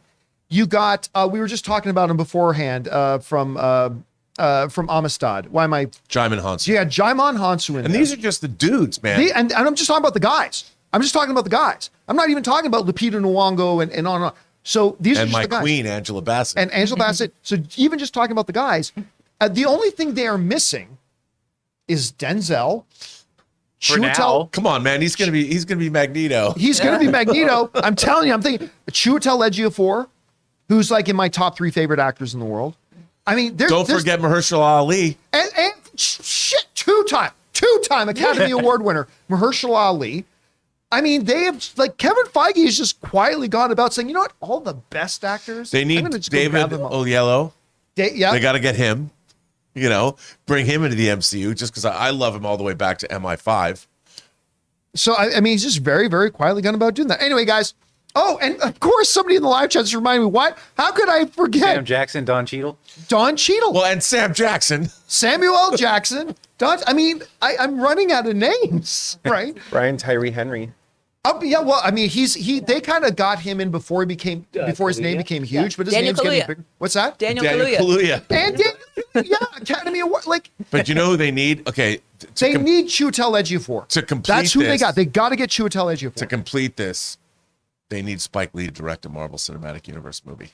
I don't think Spike Lee would ever do it. He might not, but then if he did, Please, he would no. also be in the movie, and Yeah. that would complete the complete. Captain America 5, By the way, do the right thing. Spike Lee would knock that shit out of the park. Did you see Black Klansman? Yes. That, like, if you, now follow me here, because Ian and I were having this conversation.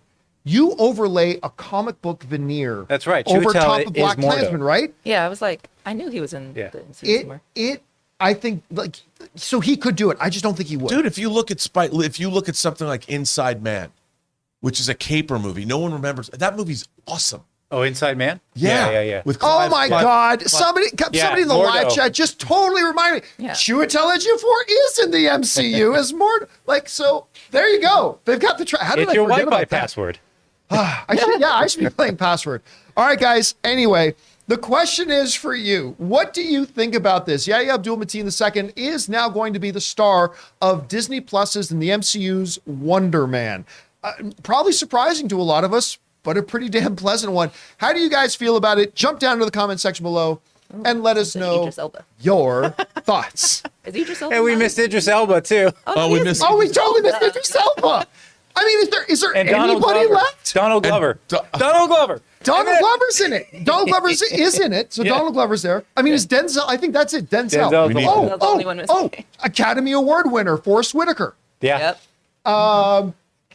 Emmy Award winner, the guy from This Is Us, who played T'Challa's uncle. Oh, Why am I forgetting his name? He's won the Emmy like 3 times. We need Morgan Freeman. yeah, I know who you're talking about. Gotta have Morgan Freeman, John. But why am I He's in freezing on the Frozen. name of the guy from This Is Us? He's in Frozen. He's in Frozen. Multiple Emmy Award winner. Yeah, I love him. Sterling K. Brown. Sterling K. Brown. Love Thank him, you. love So him. they got him. They got. I mean, it's just Denzel. Everybody. Denzel's the only And guy. Morgan Freeman. And Morgan Freeman. I don't know what Morgan Freeman will do at this Oh, point. yeah, Maybe Jamie he'll be a Foxx, too. celestial. That's right. Jamie Foxx, because of Electro, they brought him Jamie in. Foxx, Lawrence Right. Fishburne. Academy Award winner Jamie That's Foxx. right. They bring it back. Like, who do they not have? Anyway, guys, William question Jackson is for Harper, I you. love him too. What do you think about this? Whatever your thoughts are, jump down to the comment section below and leave Eddie those Murphy. thoughts there. Eddie Murphy. They need Eddie Murphy. Yes. With that all now down, guys, we're going to move into taking your live questions. We're now opening up the super chats. You got a thought, theory, opinion, or question you'd like us to address in the Billy second D. half of the show, go ahead and fire those in now. Before we get to those, we want to thank Ryan Reynolds and my cell phone company, Mint Mobile.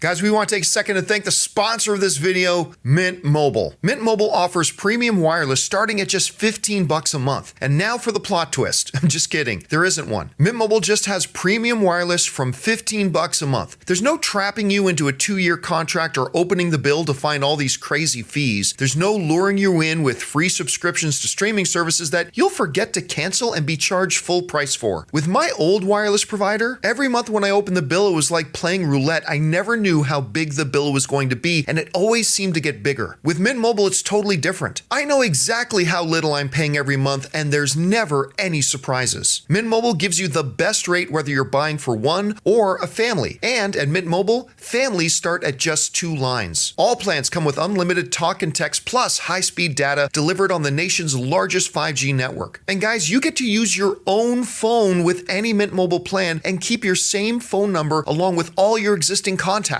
So transferring over couldn't be easier. So to get premium wireless from just $15 a month and no unexpected plot twists, go to mintmobile.com/Campea. That's mintmobile.com/Campea. You'll make your wallet very happy at mintmobile.com/Campea.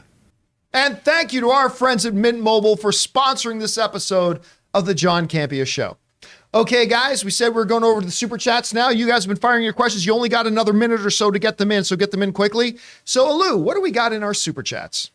Zach Marcello says, my wife in her dental office literally did Average Joe's versus Globo Gym yesterday for Halloween. I adore that movie so much. Yes. So good. So good. I'm gonna watch. I haven't seen Dodgeball in a couple of years, actually. I'm gonna go home and watch it tonight. I've not watched it. I need to get caught up in the last couple episodes of Welcome to Wrexham.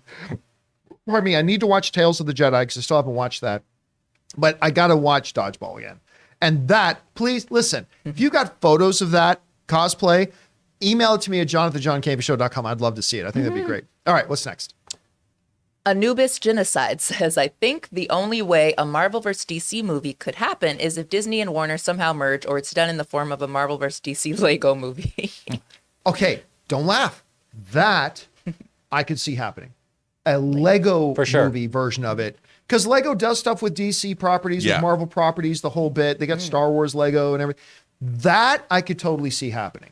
Otherwise, I just don't see any way. Well, John, I read reports that James Gunn is talking. It doesn't matter. The corporates at Warner Brothers and Disney Well, just the There's no way legal, to do the it. legal alone would be a nightmare. Yeah, and unless like Disney's going to say, great, we get 80% of the box office because we're going to be the ones bringing 80% of the box office, and Warner Brothers not going to agree to that. So I mean, but a Lego animated Marvel DC that could work.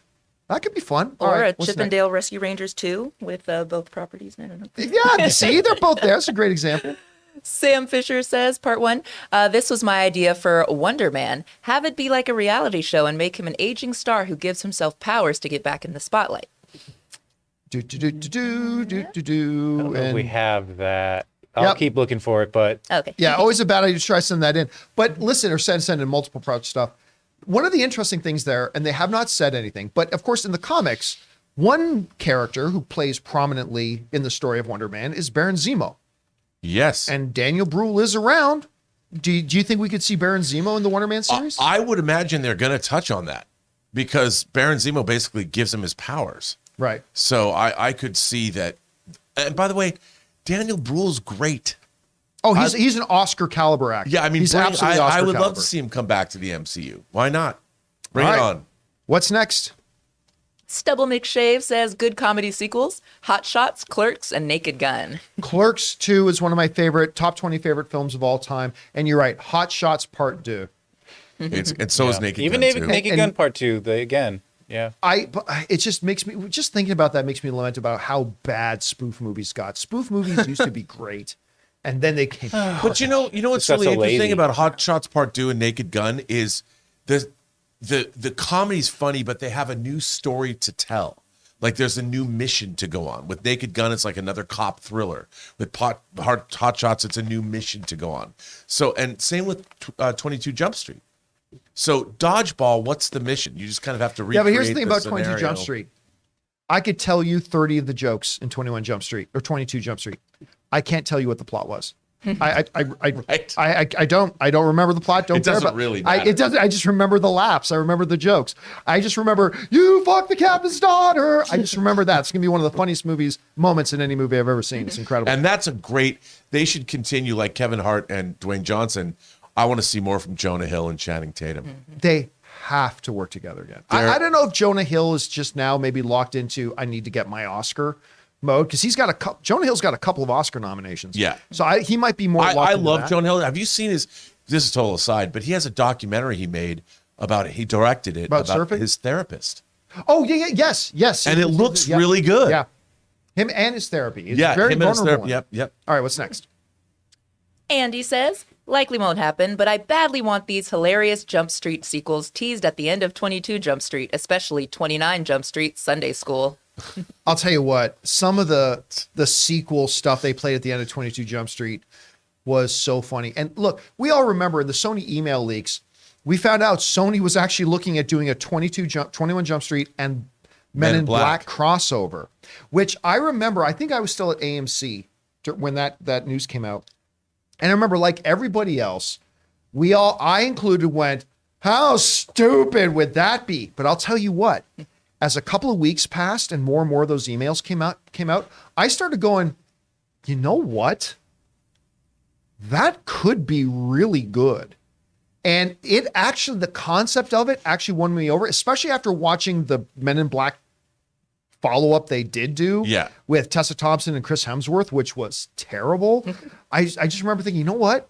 As stupid as it sounds, I bet you money that if you got Jonah Hill and Channing Tatum and some Men in Black things, I bet that could have been really good. You try to they try to recruit the Men in Black, try to recruit Channing Tatum and Jonah Hill into the Men in Black. That would be hilarious. If Channing Tatum and Jonah Hill were on a case, not realizing that it was extraterrestrial involvement. And they end up having to work with a couple of Men in Black. And for whatever reason, the neuralizers don't work. And suddenly they have to bring them into the fold. The neuralizers don't work, so Will Smith has to smack them. Yeah. The crossover. I don't know about that. The forget smack. There. Now you forget. It will work. No one forgot. I already forgot. All right, what's next? Al Rencha says, I still want prequel series on all the GSA. I loved Hawkman and Dr. Fate. I absolutely do not. I would love to see more movies. Fuck prequels. I'm so over prequels. Well, then you have to cast a young man as Pierce Brosnan. I don't want to see that. Yeah, no. I want to see new movies with Hawkman, and so I mean, all due respect, everybody likes different things. I like stories moving forward. I don't like stories moving backwards. You can tell some backstory with these characters and quick flashbacks moving forward, but I'd rather see new movies with them, to be honest, than prequels. John, can I tell you something interesting? Sure. When The Rock surprised my theater for the Black Adam showing, Which, for those of you who don't know, Taylor's screening of Black Adam, The Rock came out and was there. yeah, that was Had sent me pictures of it pretty too. crazy. He asked what the audience thought of Pierce Brosnan as Dr. Fate, and everyone was cheering, and he was like, okay, well, that's not the last you're going to see of him. So I don't know if anything's set in stone yet, but it was cool that he was teasing that there's more to come. How are you just telling me this now? Wait, didn't I send you the 9-minute video? Maybe I didn't watch send the it. 9-minute video. I was just excited for you that you were in the theater. I didn't know he said that's a fucking headline. Well, that's one of the stories for tomorrow. Surprise. Surprise. How did you? Why am I just hearing this now? All right, what's next? That's a good one. The Inedible Hulk says Sam and Ross sparks love. Only one U in nuclear.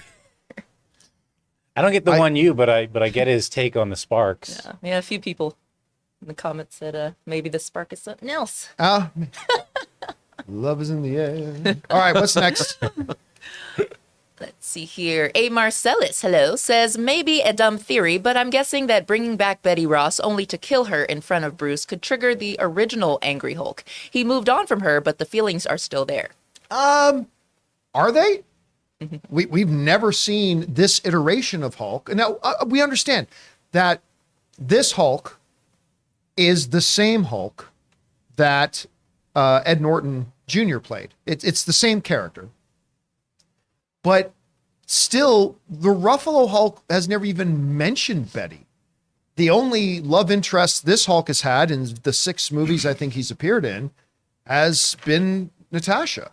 So, I mean, now that you bring in his son, that could be different. I'm not convinced after experiencing the Infinity War and the Endgame that you could really do anything to Hulk that would turn him into the World War Hulk of the comics.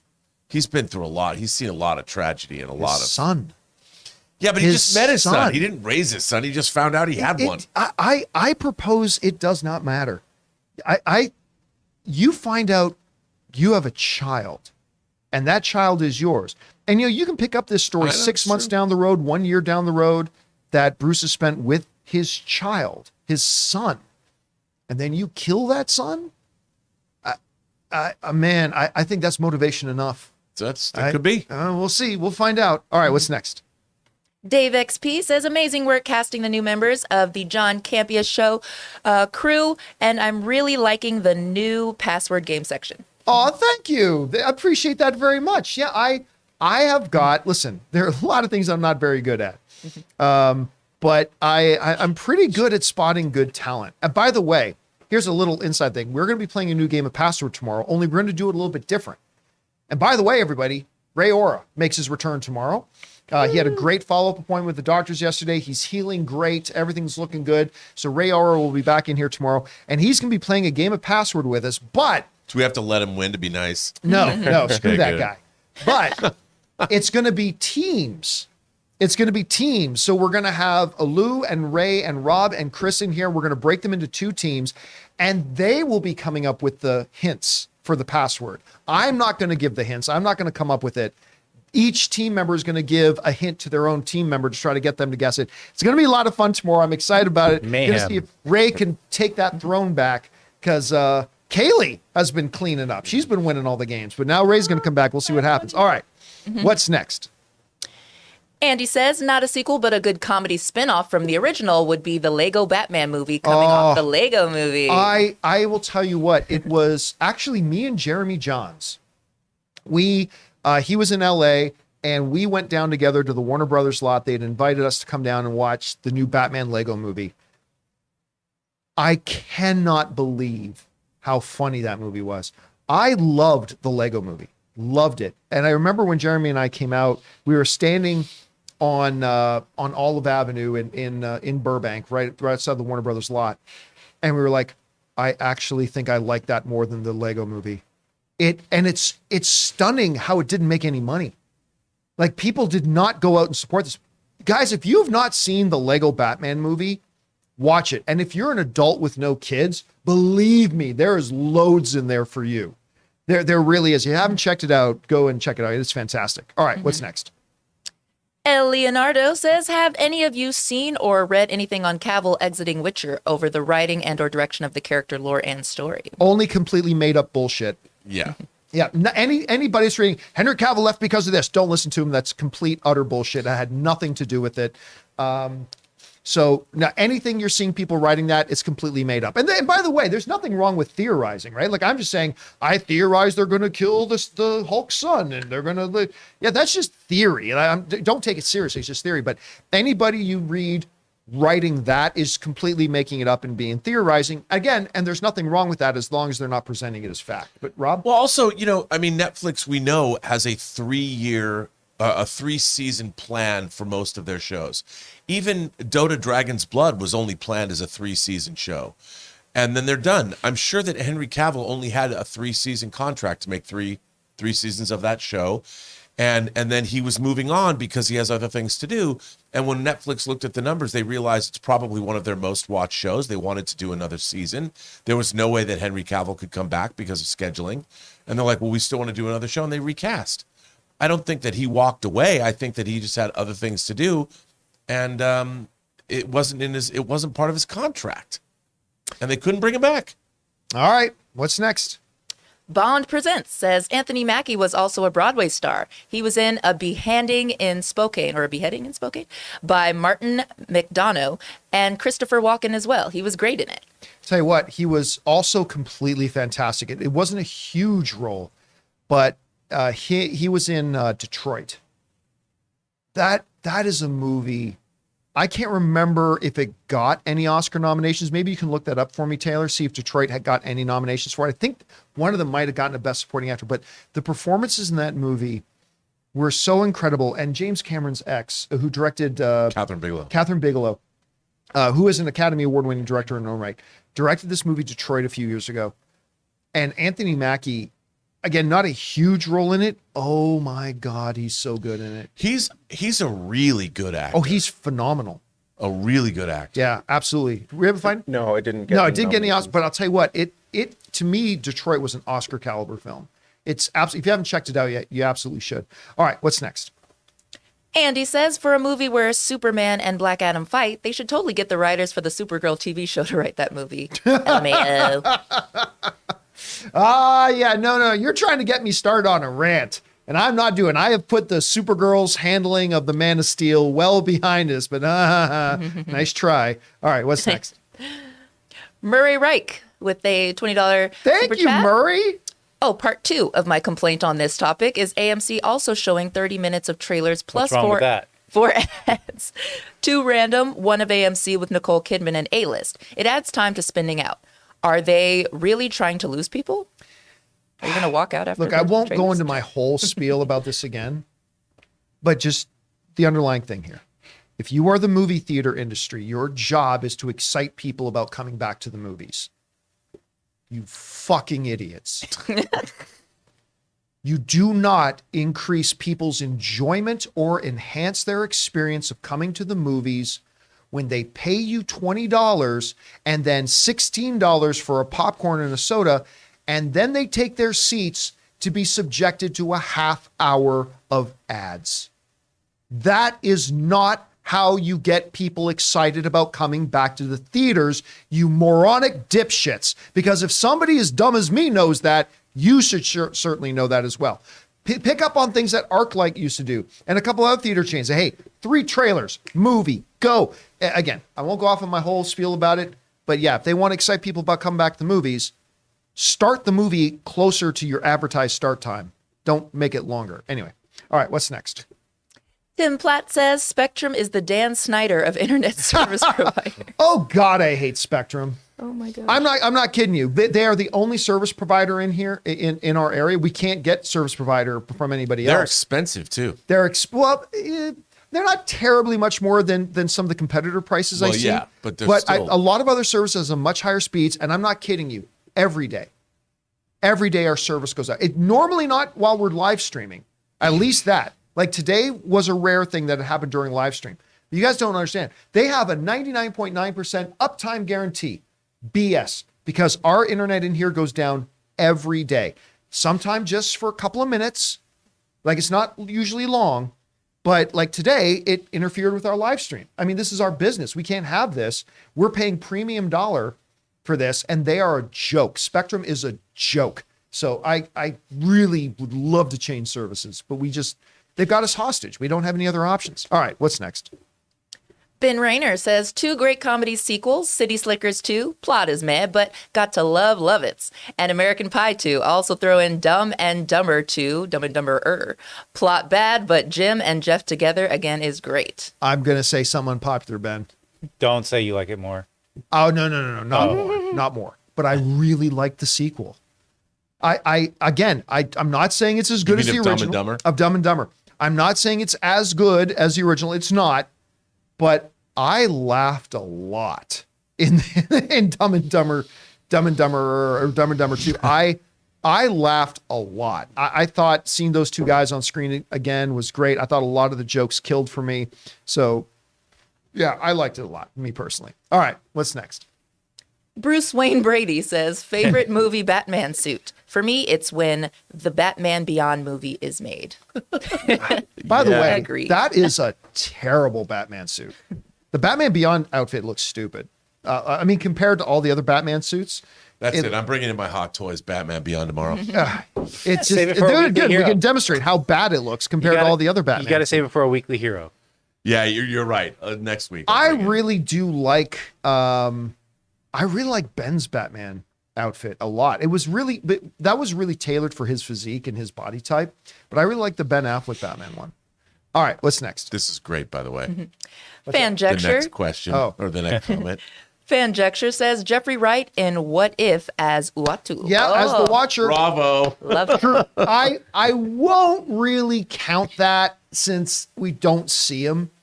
Like, it's only the voice. But listen, Jeffrey Wright. Still there. Jeffrey Wright, to me, ranks up there with James Earl Jones. Why am I freezing on the name of the all-time great actor who plays Alfred to Ben?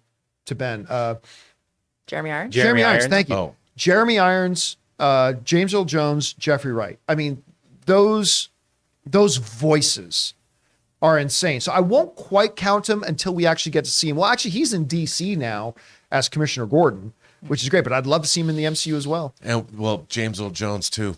Yep. All right, what's next? He hasn't been in. He's retired. Yeah, he hasn't done the voice of anything. Bring him back. You got to bring back. James Earl Jones back for one more time. Oh, come on, man. He's given us enough. Let him enjoy retirement. I love James Earl Jones. So do I. All right, what's next? Seconds from Disaster says, I noticed something funny. In the full camera view of your show, the logo makes it look like your army crawling out from under Rob's desk. Bring on the Your film. arm is crawling Oh, out. arm. Oh, sorry. Well, I don't know. I don't know. Does it? Maybe at one point, but we've made Maybe from shifts. a different. Oh, okay, I see. I get it. All right. I'll keep an eye on that. All right, what's next? He likes to move around. He's squirrely. He's squirrely. Harv's K says a few superior comedy sequels. Addams Family Values, a very Brady sequel, and National Lampoon's Christmas Vacation. Ooh, I like that last one. I'm not sure I'm totally with you on the first couple, but I like that last one. That one was good. That's the one I'm not on board with. I think Christmas is the week. I would take European or the original Vacation over Really? Christmas. I like this one. I would take, hot take, I would take the Las Vegas one over Christmas Vacation. Wow, I really like the Christmas Vacation one. All right, what's next? Ivan Aceves says, who is Shuri going to see in the Great Plains? Well, I mean, we don't know anything that happens in the movie at this point. There you go.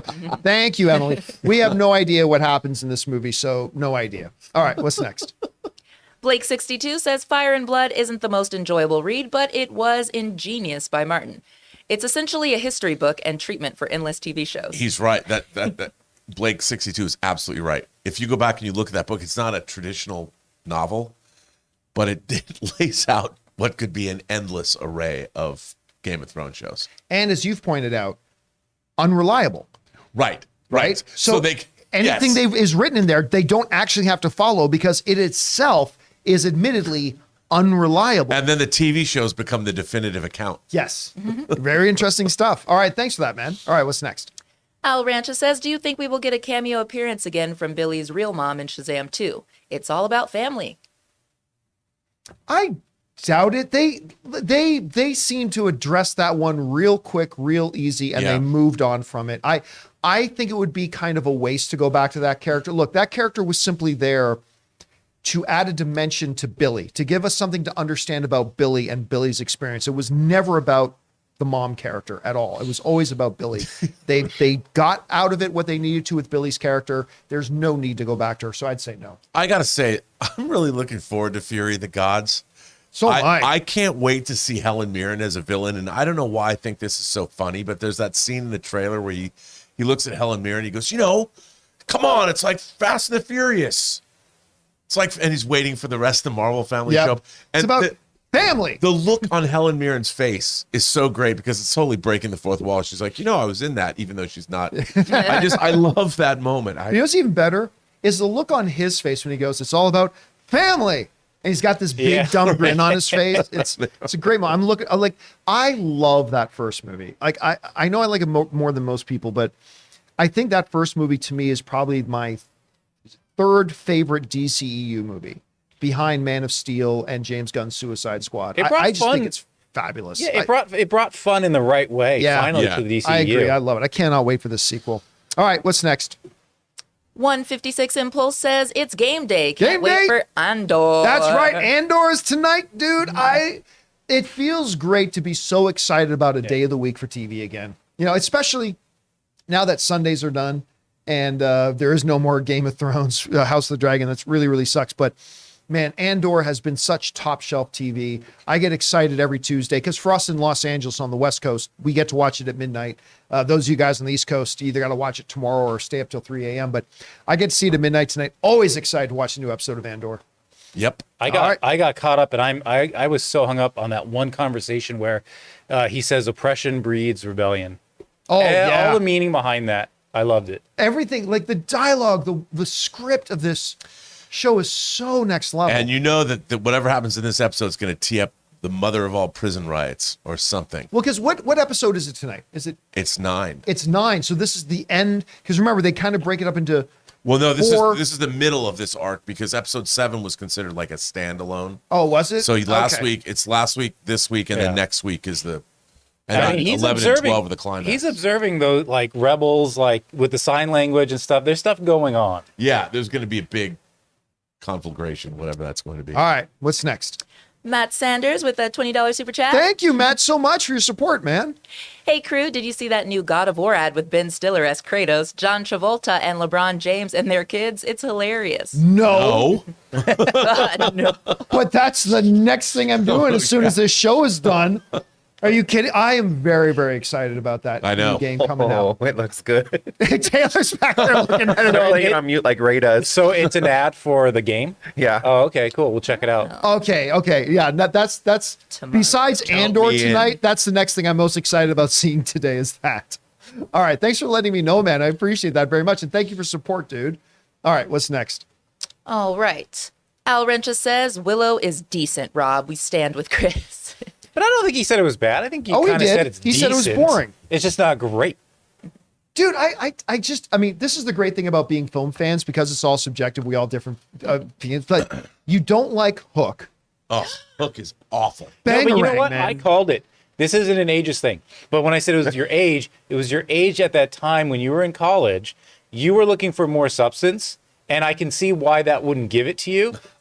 I was not in college at the time of that, so I was on that arc where I loved it. I think Willow is an amalgamation of stuff from other things put together in such a way that's less interesting than the original things it's taking. For sure. But you know what? In the 80s when I was a kid, I loved going Daikini, and therefore I love the movie. But like Hook, you don't. My heart was broken when you said you don't like the Dark Crystal. I didn't say I didn't like the Dark Crystal. I'm pretty sure you said those exact words. I just think that I think the Dark Crystal's dull. Oh, you know, I don't think it entirely works. It's all beautifully made. It's all beautifully done, but I think it's very difficult. And maybe again, it was an age thing when I saw it. I think the fact it's very distancing. All right, let's move on here. What's next? Cullen Prime. Oh, wait. Oh, yeah. Colin yeah, Prime yeah. says, Ben Stiller is in a God of War Ragnarok video, and it is very funny to me. You should check it out. Yeah, someone just wrote that in, dude, and I kind of want to rush through the rest of the show now just so I can get to it and watch it. Thanks for letting us know. All right, what's next? Blake62 says, finally finished Light and Magic, and my goodness, I didn't realize the depth of influence George Lucas had on modern filmmaking. Yep. We owe him a lot. I remember, like, back in AMC, I try to walk through with people, like, listen, George Lucas was about more than just Star Wars. He is an influence on the industry as a whole, not just the directors and the actors. When you look at, first of all, like Skywalker sound, Oh yeah. when you look at the influence and how many Skywalker sound, Industrial Light and Magic, the de facto best, visual And effects company in the Pixar is world. a direct result of. Pixar was a direct result of that. THX, like all these technology, it was George Lucas that really pushed the industry to digital projection. He's also the one who pushed the industry to digital cameras. I mean, he was really the first penguin in the water on a lot of things. He's an incredibly influential person in the industry. And since we were talking about it, in Light and Magic, in that documentary, they do have a great sequence when they show how Willow was one of the first movies that used morphing techniques to create creature design, Yep. creature metamorphosis. And I love that Ron Howard's like, I didn't think they could do it. I'm like, come on, you're telling me you can do what? And they did it. By the way, Carla in the live chat brings up Photoshop. It wasn't actually George. That was John Knoll, Yes. who is a big guy at Industrial Light and Magic, and the producer, and the guy who came up with the idea for Rogue One is actually John Knoll. But John Knoll, who is a visual effects legend, I've had the privilege of meeting him a couple of times. Him and his brother created Photoshop. They didn't actually have anything to do with George, but he might have contributed in helping the development of it. All right, what's next? Guzman says, John, you got to check South Park Season 23, Episode 9, Basic Cable. You'll have a good time, and yes, Spectrum sucks. You know what? I have not caught up on the last couple of seasons of South Park. I watched their movie about the pandemic. That was freaking hilarious. It was hilarious. That was so funny, but I have not watched the episode stuff. I'll get ready to get me caught up on it, and I will get caught up there. All right, what's next? Here's part 2. Oh, there we go. Sam Fisher's part 2, only it backfires and makes him a pariah, and his only hope is to become a reality star like a bunch of other washed-up celebrity has-beens. That's Wonder Man. Talking about Wonder Man. Yeah, the Wonder Man stuff. I mean, look, when you look at the backstory of Wonder Man 2, there's a lot of those elements that you could play into, like wanting to be a star and the Hollywood side of it and everything. I don't know that Disney will go that route. Like, I don't think they're going to She-Hulk it, per se. But, I mean, you never know. Look, Yahya Abdul-Mateen can do a lot of different things, so they could go that way, but I don't think they will. I don't think they will either. And I like the idea that, his father, Wonder Man's father, had to deal with Stark Industries overshadowing. And I could see something like that happening. Sure. And, but then you got another Justin Hammer situation, right? yeah, but I think it could be different. I think they could go a different way. I mean, that they, instead of being somebody who's jealous or like, that it was an actual situation where somebody got put out of business because they couldn't innovate or do something that has more of a commentary on American Wasn't life. that also kind of the plot point of Iron Man 2 with Mickey, with like his father, Yeah. that Stark's father was responsible for his? That was sort of the plot point, too, of Spider-Man Far From Home. Yep. Yeah, it Jake was. Gyllenhaal's character, it got shut down. So, hey, if it works, maybe they'll go back to it again.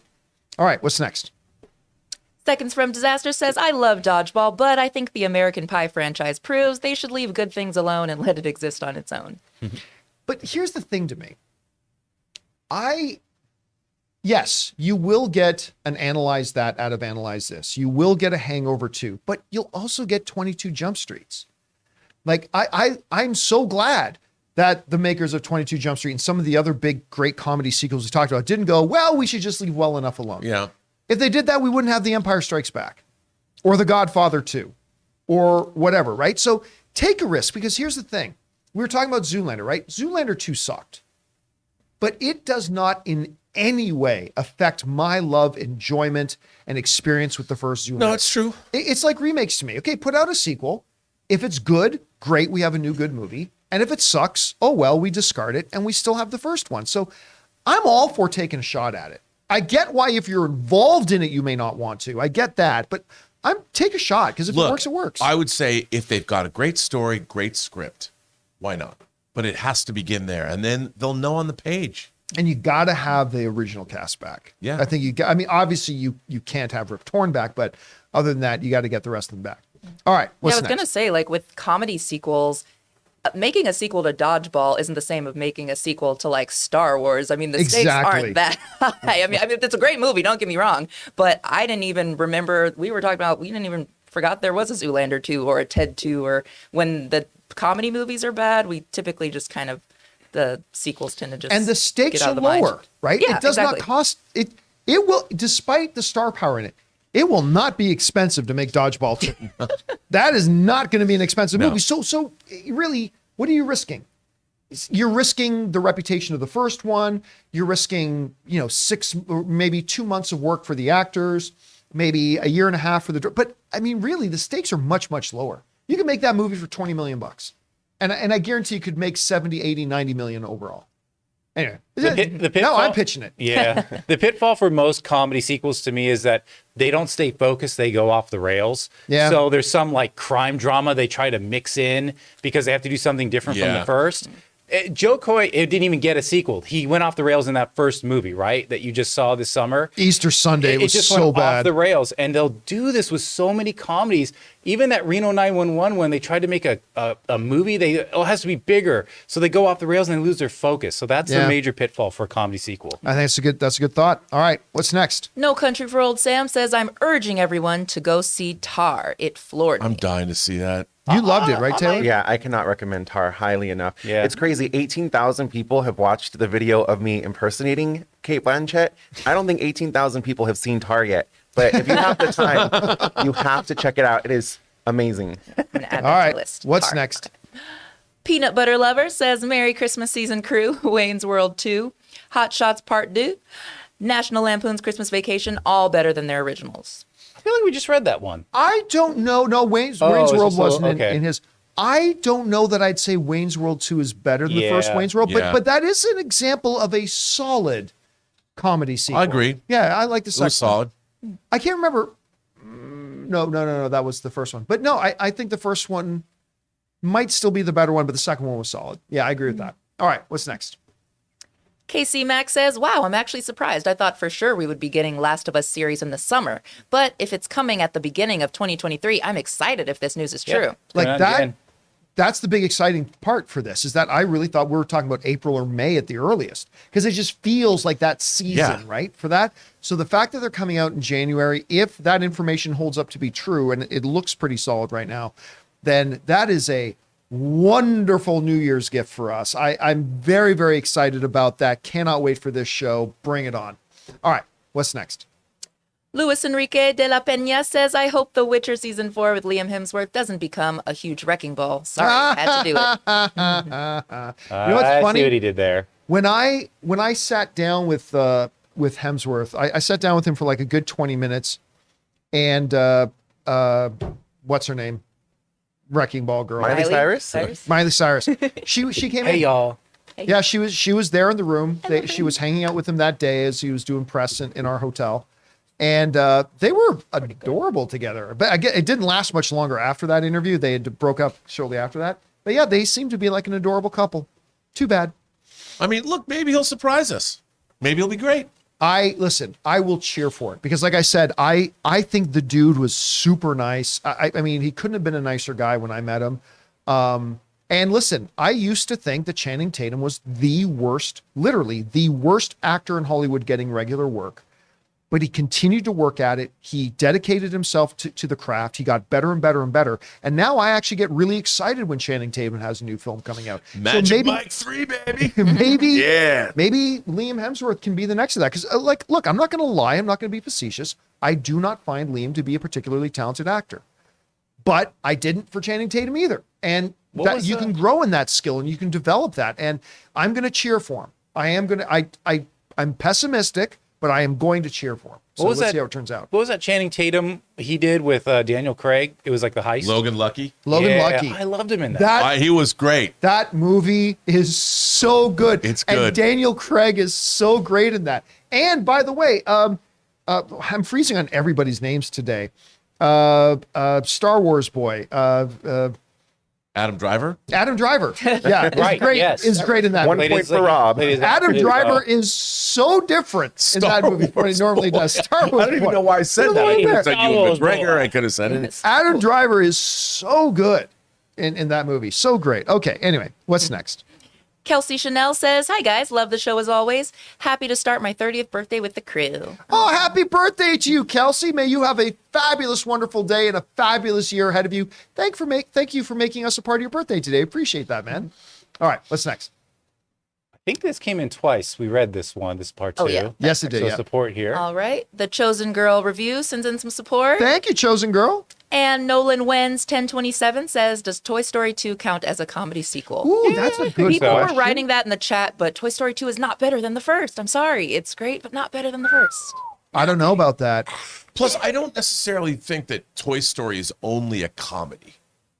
It's definitely not only a comedy. I think there's more going on there. You know, I think Toy Story 2, let me look this up here. Toy Story 2. And Toy Story 2 is less of a comedy than Toy Story 1. Toy Story 2 is like depressing. Yeah, Toy Story 2 was the first wide release Hollywood film that got and fully maintained a full 100% on Rotten Tomatoes. Oh. And the funny thing about Toy Story 2 is it was meant to be direct-to-home video. Yeah. It was Toy Story 2 was going to be a direct-to-home video movie. And then at some point in the development, they went, you know, this is really good. We might want to think about making this theatrical. And it's 100% on there. I might be in the number 2 is better than number 1 camp. I might. Because I mean, It's close. listen, people think I'm joking when I say the original Toy Story trilogy, right? It is in the conversation with the greatest trilogies of all time. Oh, absolutely. It really is. Those movies are fabulous. And like number 3, which only became the third movie in Hollywood history to get nominated for Best Picture, for an animated film to be nominated for Best Picture. It's, oh God, this series is so good. And the last one, 4, which I don't care what anybody says, the last one was really good. The only one I haven't seen. It might be the worst of them, but when you're talking about all of them being like 100%, being the worst out of that group ain't so bad. But I might go Toy Story 2. All right, what's next? We already read them. Jonathan Bunch says, "How would you guys feel about a Jordan Peele Doctor Strange movie? I think it could be great. Not sure if he'd do it though." Don't care. I do not care about X director doing X movies. All I care about is, do you got a good director doing a movie? Jordan Peele is clearly a guy I would consider a good director, so I would like that. But if they announced it, sure, I'd be great with it. But I would with about 20 other directors. But too. he's got such a unique voice. I would like to see him continue to write and direct films, so we get pure uncut Jordan Peele rather than him jumping into a franchise. And I'm not so sure about that. He needs to find his Because focus, though. I would love to see how skilled of a director, if you can take material you didn't write, and now it's your job to take that material and elevate that material. That's true. And make the greatest thing possible, right? Because I'll be honest with you. I did not love Nope. I didn't either. And I didn't love Us. I didn't either, but they were really interesting. They were absolutely interesting, resoundingly original. I do love Get Out. Yeah. Love that. He's got a great, now I would really be interested in seeing him take that voice he has and apply it to something that didn't come straight out of his own imagination. I'd be really interested to see that. I think he will, because his movies have made money. So he's a bankable director. So I think he's going to be able, people are going to come to him and ask, he'll be offered things to direct. Yes. So I think he will. I hope he picks up. It doesn't have to be a Marvel movie. It doesn't have to be a DC movie. I don't care if it's Bond or Paddington or whatever. It can be anything. I would love to see him step into something like that. I just want to see him be able to continue to greenlight new original movies, whatever they are. And of course, he's got the prestige in Hollywood that he's going to be able to call his shot. Yeah. Right? Yeah.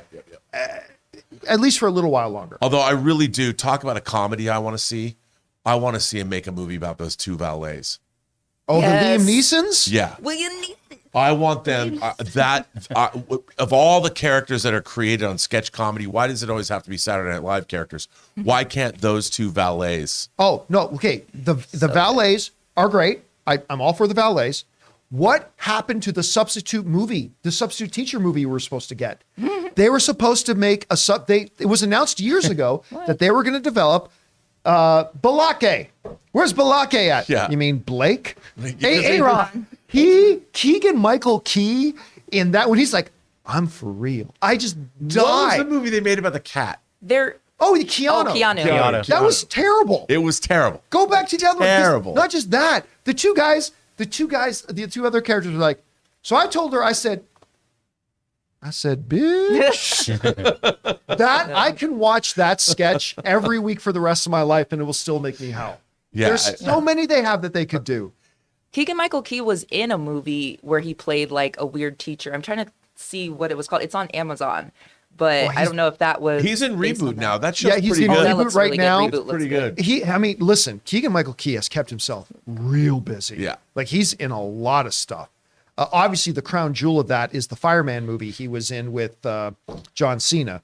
What was the name of that one again, Taylor? I'm sure you know probably off the top of that. The Fireman Friends movie on with Fire, John or Playing with Fire. Playing with Fire. Mm-hmm. Playing with Fire, is that Okay. it? Yes, that I'm sure is the key mob. Oh my God, there are so many characters that Key and Peele have done. Oh, the one he's in, it's Teacher of the Year.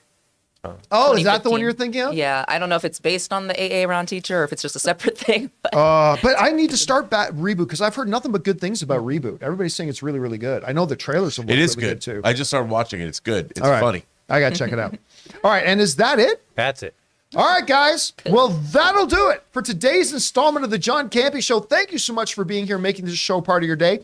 Big special thank you to all you guys who sent in those super chats. Number one, because you gave us great fun things to talk about. But number two, you supported this channel as you did it, and all of us involved with the show. Thank you guys so much for that support. By the way, want to let you guys know, for those of you who are beloved channel members, we are going to have a video by Robert Meyer Burnett a little bit later this afternoon that will go out only to our channel members, addressing all of the channel member chats that you guys have sent in the last few days. We've been gathering those up and saving them. Rob is going to be doing a video a little bit later this afternoon to do all those. And then, of course, later today at 3 p.m. Los Angeles time, that's 6 p.m. New York time, we've got an open mic where Rob and I are going to be joined by Brooke. Brooke, of course, did last Tuesday's open mic with us. She's going to be coming in to do it with us again today. So make sure you come back and join us at 3 p.m. for that. And of course, join us again tomorrow for the triumphant return of Ray Ora. He's going to be back in his chair again tomorrow. And for the next episode of the John Campea Show, we hope to see you guys then. So for Mr. Robert Meyer Burnett, Taylor back there, Jonathan right there running the show. Alou, of course, great job today. My name is John Campea. Thanks so much for being here, guys. And until next time, my friends, bye-bye.